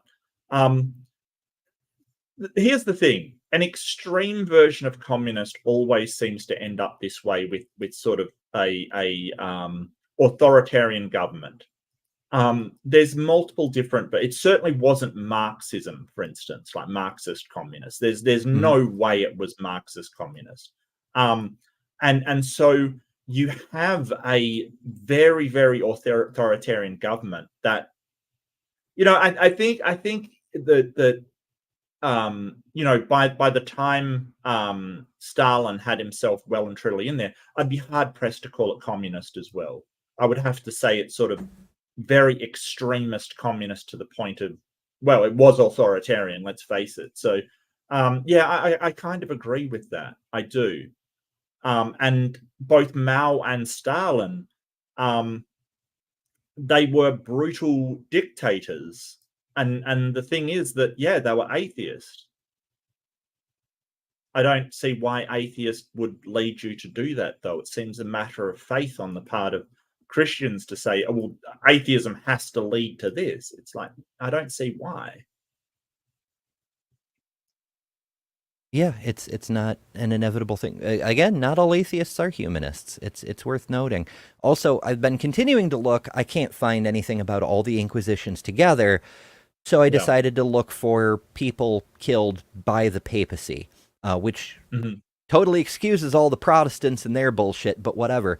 According to the Bishop of Cincinnati in 1837, he collected all the records from historians and martyrologists and other religious scholars, and he came up with an estimate in 1837 of 50 to 68 million people killed either directly or upon the command of the Catholic Church. So that's fun.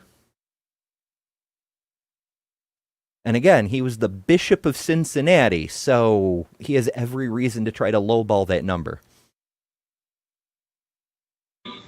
You have, within the space of 5 decades, over 100 million casualties. So atheism, not religion, is responsible for the mass murders of history. I want to end by saying that I think Christianity has done a lot for the world. The world would be a lot worse if we didn't have it. I think even The world would be a lot further along scientifically if we didn't have it. Again, Dark Ages. Done on purpose, not an accident. 1,000 years of no progress for the benefit of the church. I can't even take that lightly, because how many generations lived and died in squalor and poverty and ignorance and dealing with diseases that we managed to cure within 100 years or, a couple hundred years of the Enlightenment. How many lives were made wretched and horrible and filled with suffering that didn't need to be for the sake of the church? It's beyond disgusting. On another fun note, Guitar Dog points out that smallpox killed 300 million in the last century. Therefore, intelligent design. Christopher Hitchens, by the end of today, should be chanting, if only... By that logic, God is worse than either Christians or atheists or anybody else, actually. So, yeah. Well, I'll give Frank Turek this much credit. He owns that fact. He says, when you think about it, God kills everyone.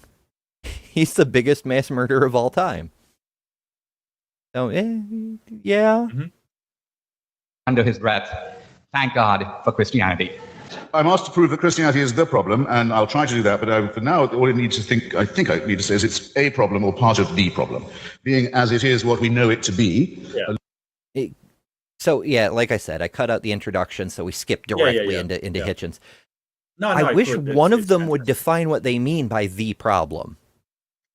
I get that it's a colloquial saying, but what do we mean, though? I think that Hitchens would say that Islam's a bigger problem than Christianity. So I guess I guess what does Christianity threaten the freedom and the freedom and stability of the world? Well, not really stability, but the freedom and the opportunities of people in the world. And I would say absolutely. It does its best. And it's so wild to me when somebody like Michelle Bachmann, who's a former presidential candidate here in the US, she ran on a platform of, if elected, I will restore biblical Christianity to government and eliminate women's right to vote as in accordance with Scripture. You're a woman and you're trying to strip women of the right to vote because of your religion. What the fuck? But Christianity makes things better, huh? Loose plagiarism from Judaism, and along with Judaism, one of the other two religions plagiarized in turn. That's given us all the blessings of Islam. So it's part of man-made. That's a good point. Does Christianity get the blame for Islam too? Muhammad probably would have been Muhammad whether or not Jesus lived. But you can't shake the fact that Jesus's original cult, who stayed in the Holy Land after Paul went out and converted Rome to Pauline Christianity, they remained heretical Jews in the Holy Land for hundreds of years until they were driven out in another one of those purges of the heretics and whatnot. And then a couple hundred years later, here come these guys riding out of the desert with the name Jesus Christ on their lips. Maybe. I don't know. Religiosity that goes trades under the brand name of monotheism. And the problem that all three have in common is that of faith. Faith, in other words, that a man-made religion can actually keep a promise of salvation, not just in this life and the next. Dinesh, you'll notice, was careful to say, well, certain social ameliorations can be written down to Christianity. He didn't claim that it was a salvation in this life or the next, just that it some of its adherents have occasionally taken liberal stances, well, I think he'll find he has a higher standard of proof in front of an audience like this. That's the first belief that faith involves. And second, the belief that faith is in itself a virtue, transcending reason and dispensing, conveniently enough, with the need for evidence. Now, it's my proposition straight out and straightforwardly. It more than that. It isn't just dispensing with the need for evidence. You know, the Hebrews 11:1, faith is the evidence of things not seen. But it's also acting counter to the evidence. Like, here's some evidence we have for, like, the earth going around the sun. Well, burn him because of faith, you know? It's not just acting without evidence. It's acting counter to the evidence. Like, look at the creationist movement today. People were saying, oh, evolution is bunk and science is bunk and all of this. True science is what's in the Bible. Mountains of evidence. And they make an industry out of finding ways to ignore it. Yeah, so faith is sort of, it's interesting, and what he says is absolutely true. It isn't just, but it's not just ignoring the lack of evidence. It's substituting that faith for the evidence that you have. So you basically can, you basically will believe the faith over evidence. Now, what I want to say here, and what's really important, is that it's occurred to me, and I see a lot nowadays, of people changing the definition of faith to just be confidence with evidence. I don't know how they get to that from the Bible. Like, I don't know how they get to that definition. I have no idea, because the Bible's pretty clear that evidence is the trust in things that are unseen and unobserved. Basically, it's the confidence in things that you cannot prove, and it sort of holds up this virtue of those who believe without seeing. You know, that's a virtue. So I look, you can define faith however you want, but if you're defining it as just confidence with evidence, I don't see why there's a word faith. We've already got words for that, you know, justified confidence and things like that. I don't know why faith. Because it's not justified. Right. Well, if you want justified confidence in things, then you've got to re-examine your beliefs and say, well, am I using faith for this or not? Because there is no evidence behind God. If you had evidence, they'd be presenting it, but they don't. So you've really got to question, well, why do you believe this? Because if it's faith as in evidence-based confidence, then it's not faith that you're using. But he's taking the more biblical definition of faith. Okay, so to settle the dispute in chat, which is tangentially related to the debate, so it's been interesting to watch. Right. In the 1930s, Stalin put forward the atheist 5-year plan, where they would try to stomp out all religion. Yep. And then in 1943, he approached the Eastern Orthodox Church and said, we're going to elevate you above everything else if you obey me in the party. Yep. And use the church as a lever of control. His proposal specifically said, yes, now that you've seen that we can destroy you, we will bring you back as long as you're a pawn for us. So he kind of did both from a certain point of view, but it is worth noting that the purges, the genocides, the decimations, all these various things, they took place under both. So he did them in waves and series and whatnot. So some of what Stalin did could definitely be classified as being done under an atheist regime, but some of what Stalin did was very much under the hegemony of a explicitly Christian interpretation. Absolutely. But the man himself, there's no doubt that he was atheist. Like, he was an atheist.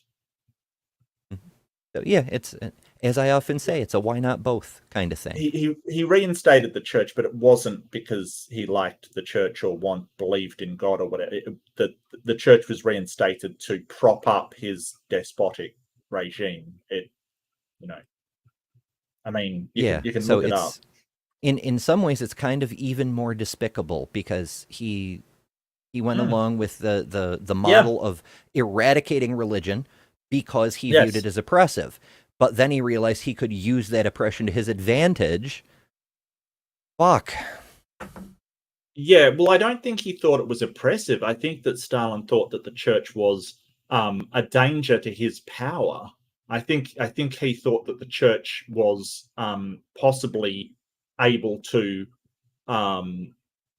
threaten his regime. Is like all despots, they hate anything that would threaten their power. So I think that's why he did it. I don't particularly think that he was sort of atheistic in the sense of, oh well, I'm getting rid of the church because that is a horrible thing that oppresses people and makes their lives worse. I don't think that was his reasoning at all. I think it was, the church has people that follows it. It's a threat to my power, so I'm going to destroy it. And after he could make a deal with them and say, hey, work on for my benefit, that was fine. Oppress them on my behalf is fine. So I don't think he was doing it for atheist. He was doing it because he was a vicious tyrant. That's why. It wasn't some kind of, like we look at the atheist movement now, that isn't why he was doing it. Mm-hmm. It wasn't for the glory of atheism. It was for the glory of fucking Stalin. Yeah, essentially. That what we think of as our morality, as our ethics, comes from human solidarity and predates all forms of monotheism. Don't let it be said in your hearing, ladies and gentlemen, any of you who have any self-respect, that, though we know the story to be fiction of the Exodus and the wandering and the encounter in Sinai, we know that really to be a metaphor, but taking it to be true that my mother's ancestors wandered all that time under the belief that perjury and murder and theft were okay, only to eventually bump into Mount Sinai and receive the news it wasn't kosher after all. That is a really cool point. This was a thing that came up when I was doing the Bible, Blasphemer's Bible with Aaron, when we went through Exodus. We got to that part where it talks about you will bring 2 of every animal and 7 pairs of every clean animal. And I stopped things. I was like, wait a minute. Yeah. Lawrence, you're a Bible scholar. Explain this to me. How the fuck did they know which animals were clean and unclean hundreds of years before Moses got the Levitical law that explained which ones were clean and unclean? Yeah. Kind of an oops there. And according to the story, they were wandering around in total anarchy until Moses went up the mountain. Mm-hmm. We have to have more respect for ourselves than that. Any human society that had believed those things wouldn't have got that far. I think it's pretty safe to say. Christianity, in other words. And here's the point. Cain had to have the mark of Cain put on him because he murdered his brother, and people would know and punish him for it. Right? So he was afraid of being punished for murdering his brother. So people already knew it was wrong. Not sure what people, because, Adam and Eve just had the sons, but apparently it's another problem. Oh yeah, he was cursed to wander the earth for all time, and then immediately settled down in the nearest city that was already full of people. There's versions of the Bible that tell a very different story. I mean, of course, the mythology is taken from other mythologies, so there's different variants before you even get to the Bible. But there are versions where it talks about Genesis as being the gods created the earth, and then El went apart from the other gods to create his own little garden. And in there he created Adam and Eve, while the other gods were off creating their own things. And when Adam and Eve got kicked out, there were already other people made by the other gods. Obranzel wrote a famous article about this back in the 70s called The Other People. I think it was published in Green Egg magazine, which I remember because, it comes up whenever people knock on my door and want to tell me about the good news. They say, oh, you were born with original sin, and we have the way to, escape the disease we're telling you about. And I go, oh, no. I steal it from Obranzel. I say, I'm with the other people. They're not the line of Adam and Eve, so they don't have original sin. Therefore, there's nothing that needs redeeming. Mwahaha. Nice. Yeah, it's kind of fun. words, is masochistic as well as partly sadistic. It attacks us in our deepest integrity. It says that you and I wouldn't know a right action, wouldn't be able to derive it, or a right thought without the permission of a celestial dictatorship that guards us while we sleep, that can convict us of thought crime, that supervises our every waking moment, that is in fact the origin of totalitarianism in the obeisances that it demands of us, and that will continue to judge us and persecute us and supervise us even after we were dead. This, in my view, as well as being utterly untrue, utterly falsified by fearful human beings, is something that it is very fortunate we possess no evidence for. How horrible it would be if we were condemned to live in this posture of gratitude, permanent gratitude, to an unalterable dictatorship in whose installation we had had no say. And let me add, the worst of that would be if that dictatorship was benign. That would be the thing that would make it insufferable. Some of us refuse it, and we do so on what we confidently say are moral grounds, as well as the ground that the story is a fairy tale, made up by fallible and opportunistic human beings. Yeah, those are both excellent reasons. Like, first of all, it's not in keeping with our actual values, but more importantly, we don't have any good reason to believe it in the first place. Yes, but I think that sort of, I mean, he is using an argument from consequence. It's sort of it would be insulting to the human spirit to be sort of a member of this dictatorship and this horrid system kind of thing. I think that a better argument is that there's absolutely no reason to think that anybody has any kind of control of the reins, simply from what we see of the chaotic pattern of humans. People, even the churches, can't keep their members in one direction. You would think that would be trivial for a god to sort all of that out, but for some reason it's beyond him or her or it to be able to just keep people on the same page, much less in the same direction. I think that his second argument is stronger. There's absolutely no evidence, and evidence against it, that we do have a lawgiver that is handing down some kind of moral law to everybody. Yeah. Aragorn. We're seeing a lot of Tolkien people today. Bilbo was in earlier. Now we've got Aragorn. I heard an awesome phrase. Get the whole fellowship. Yes. Let me save you from what I'm going to do to you if you don't believe in me. James Kuntz. Was James in debates? I never. Yeah. James does debates. He used to upon occasion. He hasn't for ages and ages and ages. The last one I saw him in was a Pascal's wager debate, which I was very fascinated by, and I thought he did a reasonable job. He appealed to game theory and stuff like that. I don't think the atheist did that great a job, but yeah, he used to debate a lot more. But now that he sort of has done his doctorate, and I think it's what I've run into on my channel. Being a moderator and a debater, it's kind of a it's kind of a very fine line to walk. Like you don't really want to be like if you want to be neutral, debating's very difficult, and I think it's a fine line to walk. It's very difficult. So yeah, it's Sunday, it's Mark. true. Yes, it's Sunday. Yeah, it's definitely Sunday. You future Sunday people. It's not Sunday where the lovely Ember is. It's Sunday here. Yeah, we're getting closer Apparently. though. Two more hours to go here. Wait, am I working on the Sabbath? Is this a stoning offense? Which Sabbath are we talking about here? Because everybody's got different ideas. Yeah, because that's Saturday for some people. So I'm not working on it's actually Ember that's working on the Sabbath. I mean, if you want to call this work. Yeah, that's true. Why else would I say, in the time I've got left, that Christianity is as well as untrue immoral? Well, it offers something horrible, vicarious redemption. You're told that by applauding a human sacrifice, a particularly cruel and revolting one, that took place before you were born, to fulfill a prophecy in which you had no say, condemns you either to punishment and sin if you don't accept it, or, if you do accept it, offers you the chance that your own sins can be forgiven you.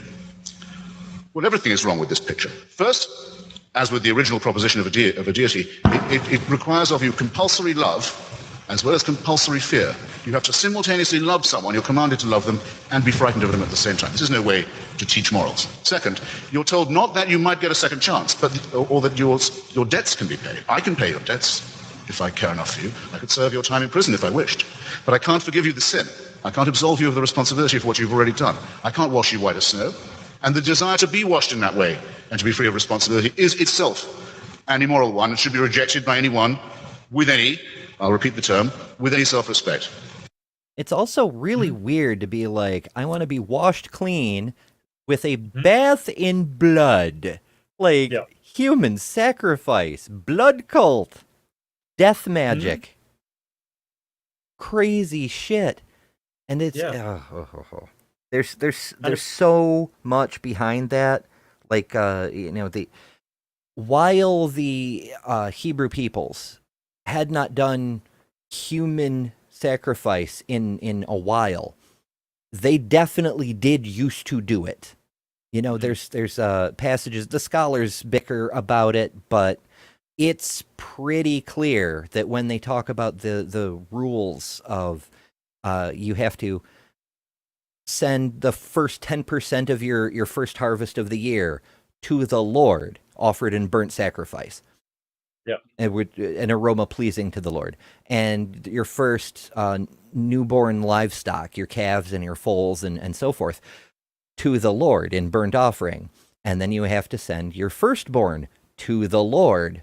It's the same verbiage, written the same way. Yeah. The people make apologetics over it. They're like, oh, it just means they have to join the priesthood. To the temple, yeah. That doesn't track, though, because there was you can't join the Israelite priesthood. That was a tribe. You were born into it or you weren't.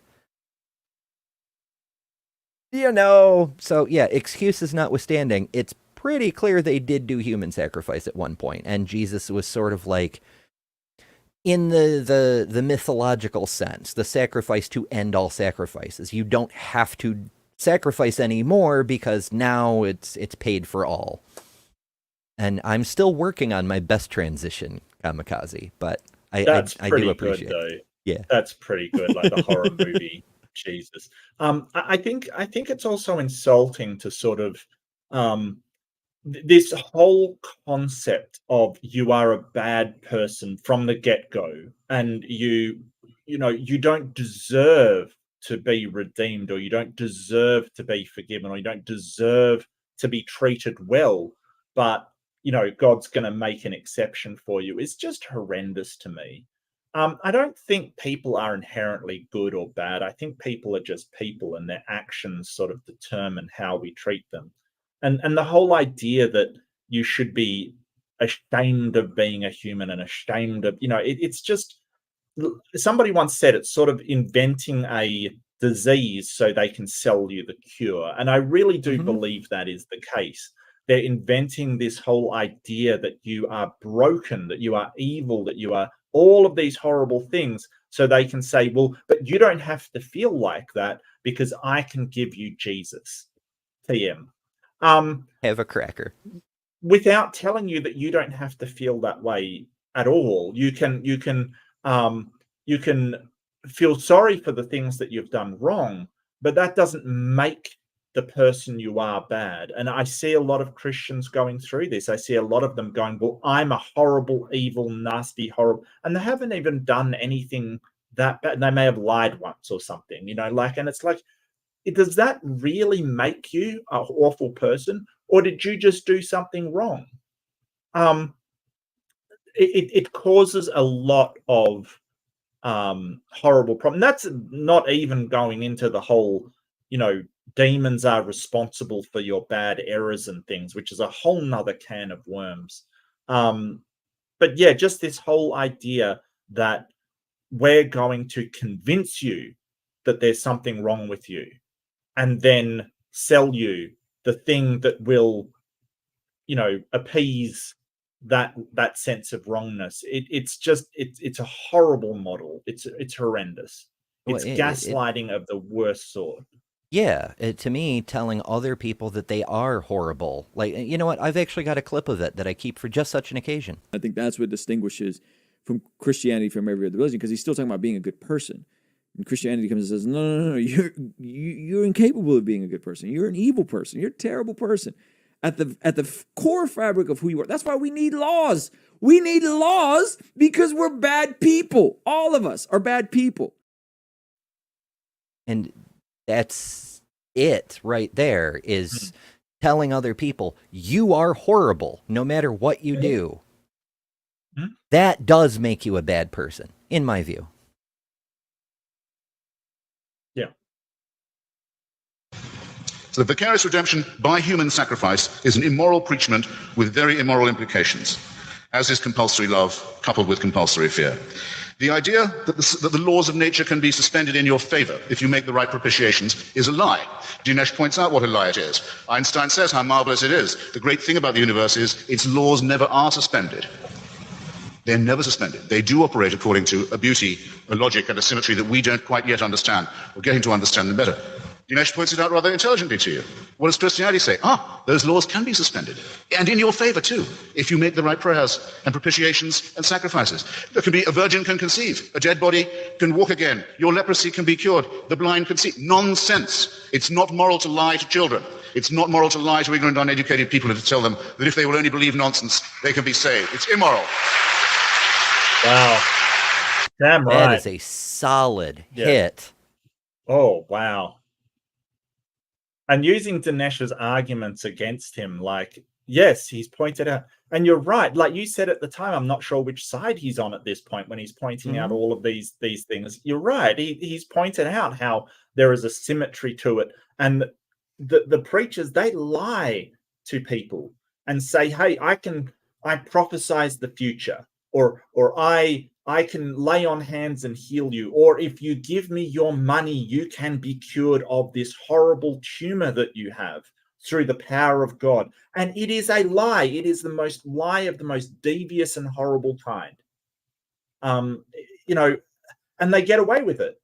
Again, I brought this up before. I'll point to John Oliver's thing on, he started a church to see what he could get away with as a church. Our Lady of the Perpetual Exemption. And he could just tell people that if they sent him money, he could just cure their cancer. He was allowed to do that. And it's insane. Like, these preachers, they will sit there and go, if you send me money, I will cure you. And they're allowed to, or the Lord will cure you. And when it doesn't work, they just go, well, the Lord works in mysterious ways. They're putting you through a test. You have to believe. You have to have faith. You have to give more. So the website is still up, Our Lady of Perpetual Exemption. I'll just show the page. They did close. 2015. John writes, it is I, Mega Reverend and CEO of Our Lady of Perpetual Exemption Church, Pastor John Oliver. We thank you for all your kind donations, but I'm sorry to report that we have closed down the church. And let me take a moment to explain why. It's certainly not because we have to.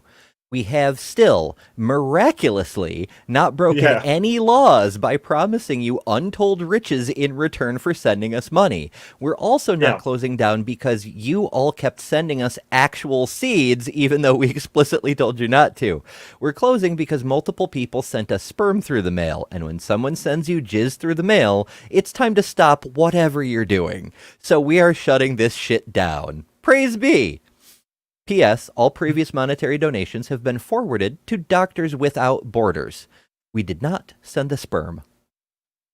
Well, if there was anybody you were going to send it to, a doctor might be appropriate, but good call. If you have not seen his sort of 1 or 2 episodes on Our Lady of Perpetual Exemption, I highly recommend it, because the stuff that he was saying, we part of me thinks that we inoculate, we become numb to these things. We become numb to the preachers sort of saying, hey, you know, if you send me, if you join my church and send me tithes and offerings, then I can cure your rheumatoid arthritis or make you walk or do all of this stuff. And I think that in a certain sense, we become numb to it. And part of me thinks that we should still feel the outrage at these people taking advantage of others. You know, I really feel like it's so easy to be numb to, oh, well, that's just what preachers do. They shouldn't ought to be allowed to do that. Anyway, I'm going to get onto a rant, so I'm going to stop there. There definitely should be some laws, but yeah, fair point. It's a tangent. Yep. The totalitarian concept of the afterlife, the hideous idea, doesn't even occur in the New Testament. Doesn't occur even in the violent rape and genocide-filled books of the Jewish Bible. There is no punishment of the dead. When God has destroyed your tribe and had your virgins and your children murdered in front of you and your flocks and herds scattered and so on, and you also fall down to a bronze sword, he's done with you. The earth can close over you. That's it. You've tangled with the wrong tribe, the one he favored. Not until gentle Jesus, meek and mild, are you told, if you don't make the right propitiations, you can depart into everlasting fire. One of the most wicked ideas ever preached, and one that's ruined the lives and the peace of mind of many, many children, preached to them by vicious, child-hating old men and women in the name of this ghastly cult, which we're met here to discuss tonight. I don't need 2 minutes to finish with this religion, but thanks. I have a moral challenge on this point. Answer me this if you think the morality comes from the supernatural, and we require celestial dictatorship permission for it. Name me a moral action committed by a believer, or a moral statement or ethical statement uttered by one, that could not be made or uttered by an unbeliever. I've asked this in a number of venues and forums now. I'm going to keep on asking it. I've not yet had an answer. If I was to ask anyone in this... And to this day, we still don't have an answer. I've heard one answer, and it was from Greg Kokel, who was saying that one of his parishioners came up with it, or someone who attended one of his talks, and it was tithe. Well, just kind of questionable. I understand that within the churches who do tithes, that is considered a moral thing to do. But is it objectively moral? I don't believe in objective morals, but is it really a good thing to give money to, say, the Catholic Church so that they can continue to shuffle around abusive priests or, harm people in India, or, cause more suffering, or spread HIV in Africa, and all the other wonderful things they do? Is that a moral good? I would sort of put it to them that also that a non-believer could do that as well. Like, just say you have the husband of a believer that goes to church or whatever, and they're expected to tithe, and it's a fairly benign, like, I don't know, Anglican church or Church of England or something like that, just fairly benign. And they want to support their community. They could certainly do that. I don't see why that's, an atheist couldn't do that if they wanted to support a certain church that's doing community work or something, that isn't sending all of their money to the Catholic Church or whatever. Because the thing about churches, especially in England, is they've moved more away from the theology into, well, we're a community organization to support the community. And that's fine with me. Like, if you want to stop doing this religion thing and just be a community organization, I'm all for it. Oh, Beheaded, you are lovely. There you go. There's your question. Beheaded Kamikaze sending $5 dues. I appreciate that. Says, I bless you with my tithe, and proving that is a moral action that atheists also can do.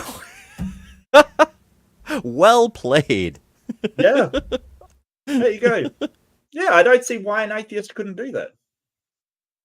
Oh, that made my night. That's great. It's technically a tithe is 10% of your income, Beheaded, so I expect a lot more than that, unless you are, unless you're on minimum wage or something. So technically. No, our tithe is not as much as the Catholic Church. We've got budget tithe. We've got 0.5% of your income. Which is fair, because on average, the money in the atheist war chest is considerably less than the one in the Catholic or the Mormon Church or what have you.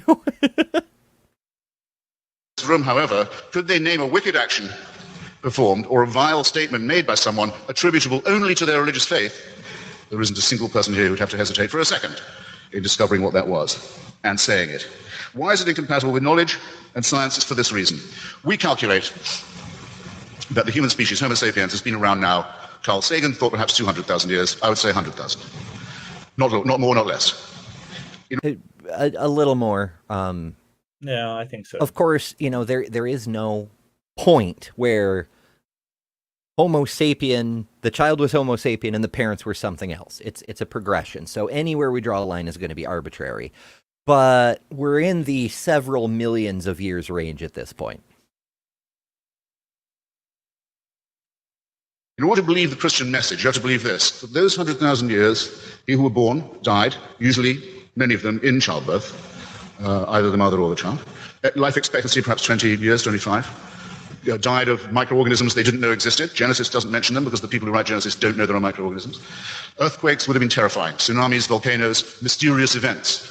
War, famine, and another thing, if I was a god, the first thing I would put in the Bible is penicillin, like how to make penicillin. Mm-hmm. It would have saved billions of lives over the course of human history. Like, it would have saved so many people. Why wouldn't a god just tell us about penicillin or germ theory in general? Yeah, so much of what we've discovered in the last few centuries would have been very, very helpful. And I myself, I've had a number of infections, some of them very severe. Antibiotics have literally saved my life multiple times. If I lived 100 years ago, I would already be dead. No question. So why didn't God tell us? Maybe because he's not there. On this, you can all fill out this picture for yourselves, I'm sure. That was our life. For tens of thousands of years, on and on it went. Maybe a gradual upward curve of a sort. We seem to have made some progress, very painfully, and with infinite suffering and labor, and with our solidarity still intact. Now, here's what you have to believe. You have to believe that heaven watched that for 98,000 years. And after 98,000 years, decided 2,000 years, it may be time to intervene. And the best way of doing that would be to have a filthy human sacrifice in a very remote part of Palestine. And the news of this has still not penetrated to the rest of the world, and I don't think will be believed when it does, and isn't believed by me, and can't be believed by a thinking person. Thank you. I want to begin, if I may, with...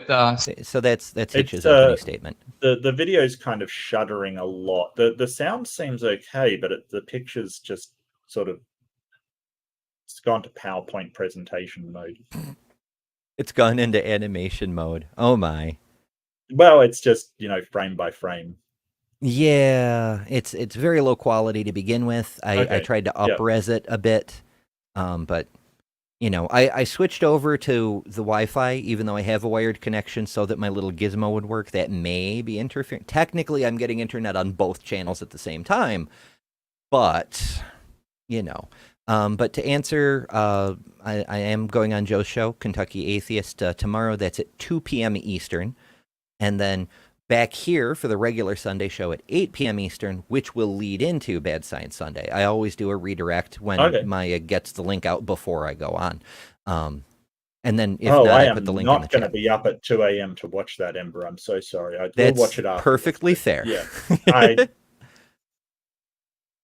But yeah, Joe wants to talk about the cosmological argument, maybe a little bit of fine-tuning, maybe other random stuff, as is usually the case on Joe's chats. It'll be pretty neat, yeah. Stripping away a kind of a pose. Because usually when you debate the atheist, the pose is, I am a man of evidence seeking the data. I'm following the evidence where it leads. Now, what's interesting is that if you listen to Christopher Hitchens, he offered no shred of evidence for any. Well, here's the thing. Like, when you're talking about morality, you're not really talking about science and evidence. Science is how we understand the natural world around us. But it does not get to what we ought to do with that knowledge. We can use science to discover nuclear fission, but it doesn't say whether we should build nuclear weapons or nuclear power plants. It doesn't say anything about morality. He's kind of demanding a moral argument from science. That's not what science is for. But so Hitchens is giving moral arguments here, from the dignity of humanity, from the sort of way that we interact with one another, the horrendousness of a spiritual dictator. I don't know why you would expect a scientific argument against a supernatural and imaginary God.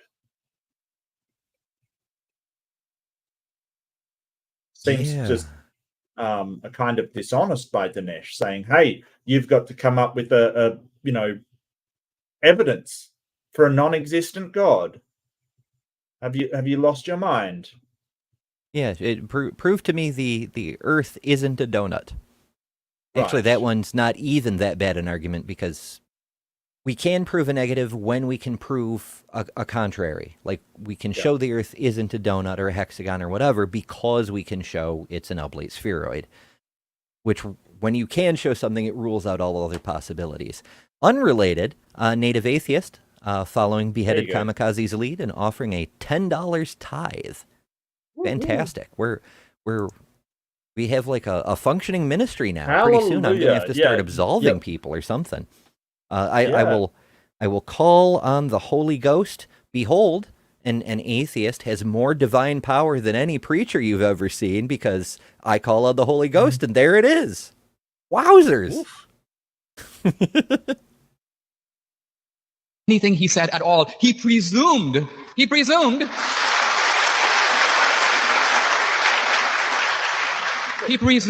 that God does not exist. He presumed the Christians made it all up. He presumed, let's take one of his seemingly firmer presumptions. Scientific laws are inviolable. I said earlier this was an article of faith, and it is. There is no scientific law at all for which we could say that there are no exceptions to it. Let's take one of the most fundamental principles of science. Light travels in a vacuum at the speed of 186,000 miles a second. How do we know that? We've measured it. 1 time, 2 times, 10 times, 1,000,000 times. The philosopher David Hume says even if you measure it 50 million times, you cannot draw an unrestricted general conclusion from any amount. Okay, so now he's going to Hume's problem with induction, or problem of induction. And this is sort of a very famous philosophical argument, because it sort of points out that in a circular way, in order to prove induction, you have to use induction. And I'll point out what it means in this. Like, I'll try to simplify it. It's basically saying, when you keep measuring something, you measure something 1 billion times. How do you know? Like, you're sort of saying, because it keeps happening, it will happen into the future, right? Which is induction. It's basically saying, hey, the repetitive patterns mean that those patterns will keep happening. But the way that you've come to that conclusion is every single other time that we've seen these patterns happen, they keep repeating the same patterns, right? So, the fact that all of these natural laws, we keep seeing them trillions and trillions of times, the same pattern following from when we see that pattern repeating. So you're using induction to show that your induction will continue, but it isn't a great big deal. That's the thing. Like, it isn't a problem, because he's trying to say, well, you can't have absolute certainty that the speed of light, whenever measured, will get the same result. And he's right, but no one's claiming absolute certainty. We just have a high level of certainty based upon the inductive process. And when it stops working, then we can say, hey, we need something else. But induction keeps working. Dinesh keeps using induction. So the question would be, well, why do you keep using it? Like, you step up to the microphone and expect it to work. Why do you expect it to work? Because it has done that in the past. He doesn't have absolute certainty that the microphone is going to work, right? He doesn't, because it could be broken. It could be, on the fritz. It could be a fake microphone. It could be a prank. But he's still using induction to say, hey, I'm going to step up to speak because the microphone will work. Because he is certain enough that pattern will keep repeating. So when you get faced with arguments like this, like Hume's problem of induction, point out that they're using induction as well. They're still using induction. Yeah, and the thing with science, like there's a reason that we don't use induction in science. It is you come up with a hypothesis, you make observations, you conduct tests, you evaluate what happened, and you attempt to empirically falsify your hypothesis. At no point do you say this has happened 20 times, therefore this will always happen. That's not science. No, it still uses induction. It still uses induction. Sort of in a practical sense, like you expect that your equipment has worked in the past, so it will work for these observations, kind of thing. Right. But look, the thing is that just because how do you prove in science that something is true, like that light does go at that speed? You basically measure it trying to prove that it doesn't. Okay, but the thing about it is that we never actually prove it to be true. We just try to falsify it. But who's to say, like you do it a billion times, who's to say that the billionth and one, you don't falsify it, right? So at some point, we kind of stop trying to falsify it and go, oh, well, that's theory. That has survived the test of science, basically. But in a certain way, we never actually prove anything, because proof being absolute confidence or absolute certainty, we never get there because of the problem of induction. So it's still using induction, always. Well, that's one of the reasons that we don't talk about things in science as being certain. Like, this is the model, this is the projection we can make based on the model, but we don't say this is absolute truth. There's always the possibility that some phenomena we're not aware of might happen. Like the thing with the sunrise, right? We assume the sun will rise tomorrow because it always has, Yes. but we don't know. Like a meteor could hit the earth in the middle of the night, and then, yeah, the sun will technically rise, but we'll all be gone, you know? It's you can't be certain about the unexpected, but Dinesh is deliberately representing the problem reverse. Like, nobody's saying the speed of light will always be X because we've measured it so many times. They're saying we have no reason to think it would ever be anything else because every time we've measured it, it's come out the same. Yeah. It's a little difference, but it's not the way he's presenting it. No. And the whole point is we don't need to have absolute certainty. Like having a reliable and strong confidence on these things, that's enough. We don't, nobody has absolute certainty of these things. How do you know that a demon hasn't created, your God belief and everything around you in order to trick you? You can't say for certain. And people like Dinesh, they think God solves that problem, and it doesn't. Yeah, and in fact, that's another point against not necessarily Christianity specifically, but I was listening to Dr. Josh dropped in on Emma Thorne's channel earlier. Anybody who's a member saw that I got my Pride Baffy plushie from Emma Thorne a couple of days ago, and it's fucking delightful. But Dr. Josh was mentioning how a lot of the myths of the ancient Israelites were lifted from other cultures, which we know, but one thing that he mentioned specifically is there's a Sumerian variant of the flood story where it describes the God who sent the flood as evil and wicked. And then the Israelites just lifted that story, and so kind of incorporates the evil and wickedness. They propose it as saying, the humans were evil and wicked and needed to be obliterated, but the story it was plagiarized from is had a different. And there were variants of Christianity that held to that. Some of the Gnostics believed that Yahweh was evil, as evidenced by his actions, and Jesus was here to save us from Yahweh. I think you might have had a better religion with that one, but that's just me. Yeah. Did they go into Bigfoot Jesus at all? Not that I noticed, but in fairness, I didn't finish the episode. I've been busy. That's fair. Yeah. Amount of empirical tests. And why? How do we know that on a distant star 5 million light years away, light travels at that speed? Do we know? We do not know. We guess. We assume. Science is based on those kinds of assumptions. So it is the... Yeah. Come on, we don't. that's- Yes, come on. We take evaluations that are not guesses. Come on, what are you doing? Like This the is almost idea that answers in Genesis shit. it How do we is know the speed of idea light in a the distant idea that we galaxy? can't have absolute knowledge, so it's a guess. Black and white thinking. It's ridiculous. Mm-hmm. Yeah, we the Earth was created 6,000 years ago, but there's starlight billions of years old. How does that work? Well, we don't know. The speed of light isn't faster over by those galaxies.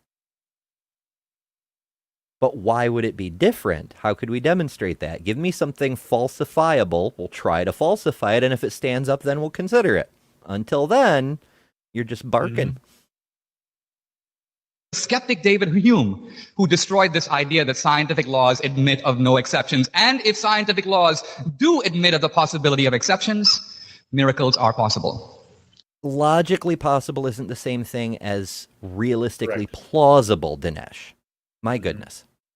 Yeah, and then he did this one with Alex O'Connor as well, tried to conflate what is logically possible with what is physically possible or actually possible in reality. He conflates a lot. Dinesh D'Souza really likes getting words and just using them interchangeably, although they have different definitions, because there's nothing logically impossible about a magic unicorn or a flying nun or a nothing logically impossible about magic or leprechauns. But are they actually possible in reality is the question. We don't care about logically possible. A lot of things aren't logically possible that just don't exist. Mm-hmm. As we frequently say, logic and philosophy are fantastic at ruling things out, because if something is logically impossible, then you can say, okay, that's not real. But they're absolute shit at ruling things in. Like, you could, it's not logically impossible that there should be Nil, the great not God and creator of creator gods, from whence all creator gods originate. They're after to be eaten by Lisa the rainbow giraffe, who poops out the universe. But that doesn't give us a reason to believe there is any such thing either. Craziness. Now, let's look at Christopher's portrait of Christianity, which is the heart of his case. It's not fundamentally about, I think, evidence. It's fundamentally, somewhere I believe Christopher called himself not an atheist, an anti-theist. And I think what he meant by this is, it's not that I don't believe, I hate God. I hate Christianity. And that's not it. That's more than a straw man, but I only have a straw man, so I need more men. No, Christopher's an anti-theist, what today we might call an igtheist. The idea that the gods on offer are irrational and cannot exist in reality. They're incoherently defined. That doesn't mean you hate God. It means you think the whole prospect is fucking absurd. But Christopher, I will say, does take it to another level in that he asserts not only is religion irrational, at least these kinds of religions like Dinesh's Christianity, they do actual harm and therefore should be actively opposed. Doesn't mean he hates the religion, doesn't mean he hates God. He thinks it does harm and needs to be stopped. And that I can agree with. And I hate its founder, Jesus Christ. Why? Why? Now, if you look at history, not even as a believer, here is Christ, one of the mildest men to set face on the earth. Harmed absolutely nobody. Introduced. Well, I mean, forget about the infancy gospels and the other apocryphal texts. Just within the Bible, those money changers that he chased with a whip, I don't know. Maybe. Used radical new principles which, if followed, would make our world immeasurably better. Don't just return an eye for an eye, forgive your enemies, turn the other cheek. As a counsel of personal decency and holiness, the power of forgiveness, these are the radical new ideas introduced by Christ. They are. Hey, let's talk about some of the things that the radical new ideas that were introduced by Christ that had been around for hundreds of years before Jesus showed up. Yeah. How about slaves obey your masters? That's a cool moral teaching. I also enjoy Jesus quoting from Psalms saying, "You are all gods." Kind of contradicts the first commandment, but I'm down for it. We're all gods, Mark. Jesus said so. In order to follow me, you must hate your mother and your father and your brother and your sister and your friends. You must hate everybody. Like, okay. Your own life you must despise if you're to worship me or to follow me. So the question is whether it's good advice. You're really talking about which part, like which part of the Bible. It's always cherry Christ picking. is talking about. Right. So, I've got no problem with the golden rule and some of the stuff that was said. Sure. But I'm not sure some was good advice. Like, yeah. Seen by Christopher as wicked ideas, even though they have done so much to make our world what it is. It's sadomasochistic, he says. Well, if you look at it purely from human terms, here's a guy, he was killed brutally, but if you accept the Christian premise that God sent his son, not just to be killed, but to be resurrected. It's the resurrection that's the core of Christianity, not the crucifixion. So it's not a sadomasochistic thing, it is a triumphant thing. And here I want to get to the core of all this. I wonder, I think you do need the crucifixion, though. Like, that's part of God's plan, for one thing.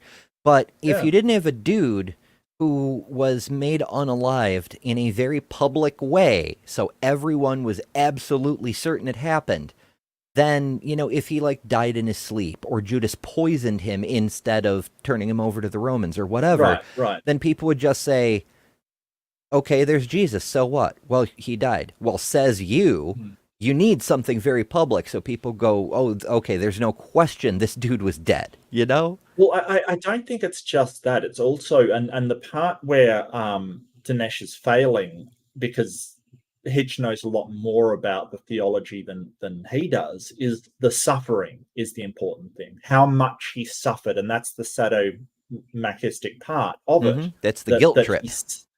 Right, that he suffered unbearably, suffered the most anguished and painful death that anybody could suffer, which is debatable kind of thing. I think there's more horrid ways to go, but this whole idea that it wasn't just that he was crucified, or like you say, he was stabbed or poisoned or something like that.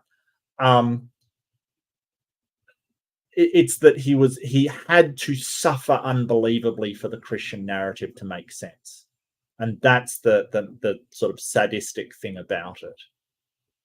It reminds me of that Monty Python sketch where he's going, I was crucified, and he's like, oh, crucifixion's a doddle, it's nothing kind of thing, and the guy's outraged, and he's like, crucifixion's horrible, it takes ages, and he's like, oh, you could be stabbed, just, I don't know, I really like Monty Python, really good stuff. Yeah, and also, Beheaded Kamikaze points out, I never understood how we're supposed to get from the Romans killed a man for human crimes to Jesus died for all our sins. It's not really clear. That's a thing that you're supposed to assume because a pastor told you so. But also, it's an indictment of how shitty this God is, that was the mechanism. He couldn't do it any other way. There had to be human sacrifice. There had to be child sacrifice. His own son had to die. It was the only way. His plan. Great design, I guess. So I want to read a quotation, if I may, from Christopher, and it's something he sort of said this evening. He says, it would be horrible if it were true that we were designed and then created and then continually supervised throughout all our lives, waking and sleeping. It would be like living in celestial North Korea. Here I think we get an insight not only into the motive of atheism, but also into the nature of God himself. And here's what I mean. The way the atheists portray it, God is meanly flinging the atheist into hell. Wrong. We hear from Christopher Hitchens, he doesn't want God. He's shutting himself out from God. He doesn't want heaven. He sees it as a form of abasement, a form of humiliation, a kind of unending parade. Yeah, the form of heaven put forward by theologists it sounds kind of horrible to me too. Like it only looks good. Like I think even theists would agree on this. It only looks good in comparison to hell as the only alternative. Like if I post to somebody, "Hey, you've won a free all expense paid vacation," and while there, you'll be singing praises to me all the time. I think most people would pass. They'd be like, you know what? I'd rather mow my yard. Thanks, though. You know, it's not a great reward. Also, super job for Dinesh continuing to support his argument without relying on theology. Never mind that. With flowers in which he's going to be handing out garlands, he doesn't want it. In short, the gates of hell are locked from the inside. When the Bible says that salvation is a gift of God, many people think it means that God gives you the gift of salvation. No, that's not what it says. It doesn't say salvation is the gift from God. It says salvation is the gift of God. God is the gift. And there's no compulsion. We are free to accept him or to reject him. If we reject him, it is by our own choice, and God reluctantly gives us our wish. There's no because he's all powerful and he has a plan that you cannot change, but it's up to you. Yep. That's why prayer is so vital. You're asking God to change his plan.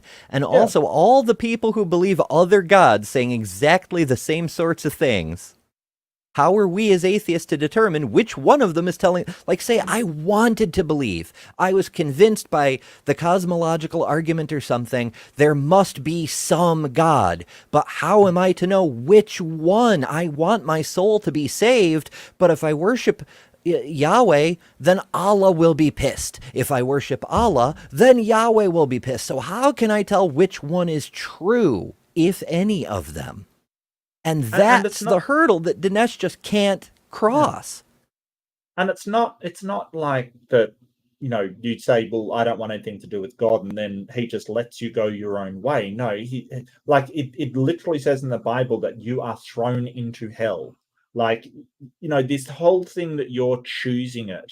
And a lot of theists make the argument that, you know, you believe like on that God wouldn't punish you for not believing because like the Catholic Church, I believe, has said that atheists can get into heaven because if you just base it upon the senses that God gave to you, you may come up with that he doesn't exist. So I believe they reversed their stance on that, and the Pope said that atheists could get into heaven. And it kind of, you know, I mean, I don't believe in it, but it's interesting. I'm going to try and find it. no sadomasochism in that there is only free choice, the choice to reject God. Thank you. Well, a slightly low blow to It's not much of a rebuttal, but what he's got, I guess. Did not bring his A game, I must say. Terrible. I think that is his A game. I think that's the scarier part. I think that is the best that he's got. Somebody mentioned in the chat, I think it was Katina said Dinesh's arguments are the same now and when this happened. Yeah, you're right. Mm-hmm. I think I do have to agree with that. They're a little more sophisticated now. I think he's sort of polished them up a bit, but I think they're the same arguments, you know. And just as I say that, it occurs to me like, you know, you can't polish a turd, basically. Yeah. Apparently you can. Apparently Dinesh has that power, so, you know. It's a miracle. Everybody believe now. It is fascinating how, you know, we look at like when we reviewed Frank Turek's first debate with Hitchens versus what Frank Turek says now, it, aside from getting increasingly more anti-humanist, you know, transphobic and homophobic and all the other bigotries that he's added in since because they get him more money, more followers, his fundamental theistic arguments have not changed. No matter how many times he gets trounced, Yeah. they have not changed. And the same is true of Ken Ham and Ray Comfort and name an apologist. The only Yeah. one I can think of who's shown any growth, if you want to call it that, is William Lane Craig. And in his case, it's just been adding new justifications for the horrible Yes. things he already believes. Yeah.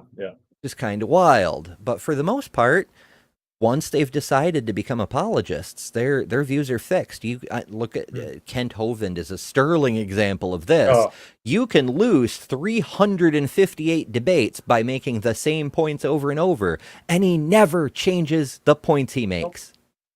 And I mean, debate to debate, he will say, "I will look into that," kind of thing when he's caught on something, and he doesn't do it. No, he's still another thing that I watched partly today because I've been looking for more creationists to dunk on. Standing for Truth, Donnie Badinsky's channel. They did a thing where Kent was going to discuss how to biblically refute ERVs, and the way he did it was by introducing Donnie and turning the mic over to him. Yeah. And Donnie's arguments are absolutely terrible. Like, they're not scientific. All he says is they could have been designed. You don't know. And it's like, what?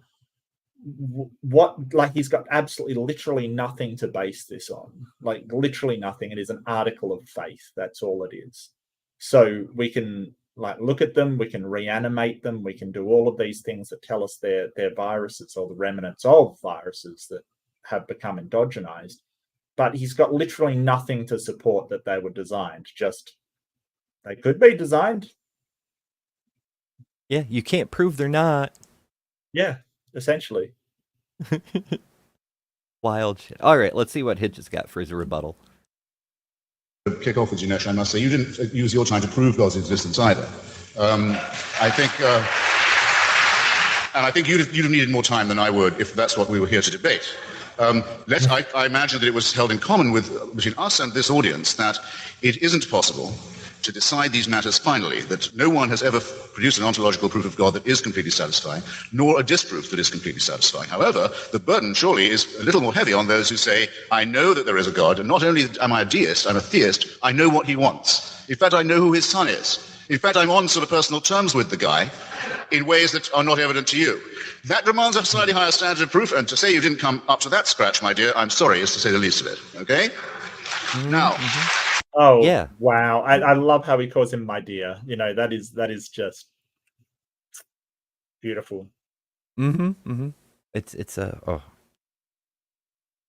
bit of a move there. But he's not wrong. Like, you know, I say, I know Mark. And, you know, if you're here, you probably believe me because here's Mark. I can demonstrate him. Dinesh says, I know even Jesus. If I wasn't, you've got a ton of evidence you can point towards. My YouTube channel, you can, you know, get me on a call. You can ask me for, you know, proof. You know, we can do this. Sorry, go ahead. Yeah, whereas Dinesh says, I know Jesus. I'm in a personal relationship with the most powerful being in the universe and can't demonstrate any evidence that not only that he doesn't exist or that he does exist, but that he knows him at all.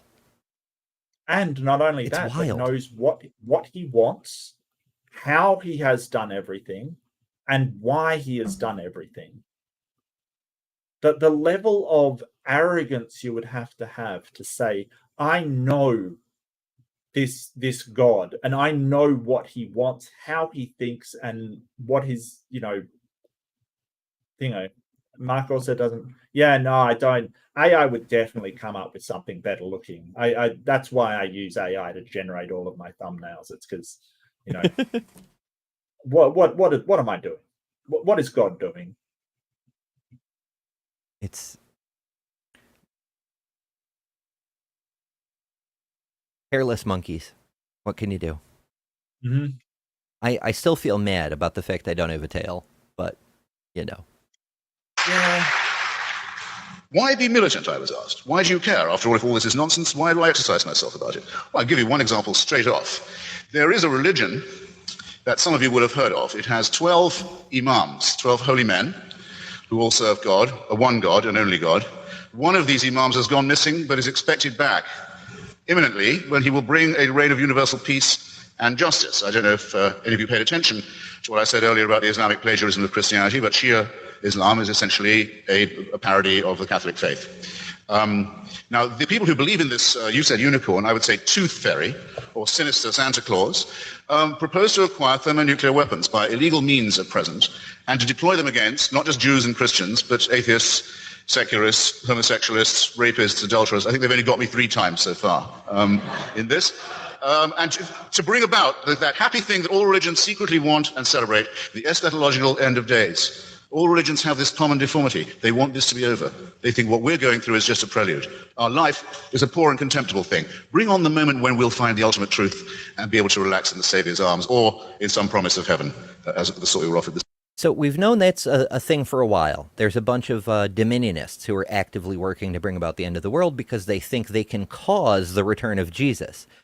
But I recently found out there's a group of people across various beliefs and creeds and whatnot, even atheists, who are trying to hasten the end of the world. They're called accelerationists.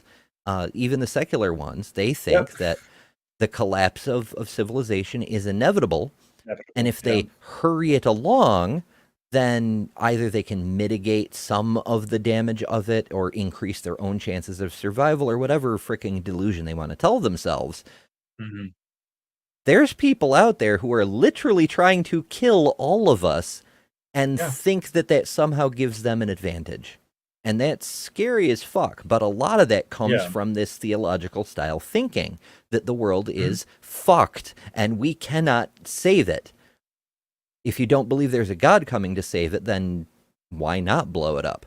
But I get why theists say that atheism leads to nihilism. It doesn't necessarily. But when both that nihilism that you shun and your own moral beliefs lead to the same catastrophe, maybe you're not on the optimal track. And not today. I think that, but I think it does lend itself that if you don't think there's a God, then you are interested in your actions on the world. So many times we see people who are religious just ignore things like climate change and all of these problems that we're having, just with the sincere faith that it's all going to end and a God's going to come back. I don't see why that should be the case. I think that we've got to do things for ourselves. But it is worrying. It is worrying. Look, I don't even have a Patreon, Beheaded Kamikaze. I don't know why you think I'm going to be starting an OnlyFans when I don't even have Patreon. That's one step at a time. I should be releasing a Discord server soon, possibly. The reading room will become real. It will be a real in a digital sense. Really good idea. Yeah. Mm-hmm. It'd be a real virtual reading room. Yes. Mm-hmm. Yeah. This evening, I say that I think it's a contemptible offer and would be contemptible if there was any basis for believing that it was real. I'm not going to duck, in case you think I am, the question of atheist and secular atrocities, but I'm going to leave it to our next segment because it'll take me just a fraction more time, and I'd like to do it in such a way as to pin Dinesh somewhat more to the mat on it. It is argued, though, on this moral point, that those who repudiate God will have no basis for making their own moral decisions or uttering their own ethical conclusions. That without this anchoring and overarching belief in protection, we would simply be in a world of nihilistic chaos, choosing here this and here that option for ourselves, with no anchorage of decency, no ballast of ethics. Well, just consider, if you will, because all of you will have heard that argument many times, as well as this evening. Consider, if you will, what the corollary of it is, if you look at it the other way. Is there anything that is forbidden to anybody who says they have God on their side, who says that they have God with them? Is there any evil Yeah, even the things that are forbidden, you can just say, Jesus, I'm sorry, and you're no guilt, no repercussions, nothing. You're free to go.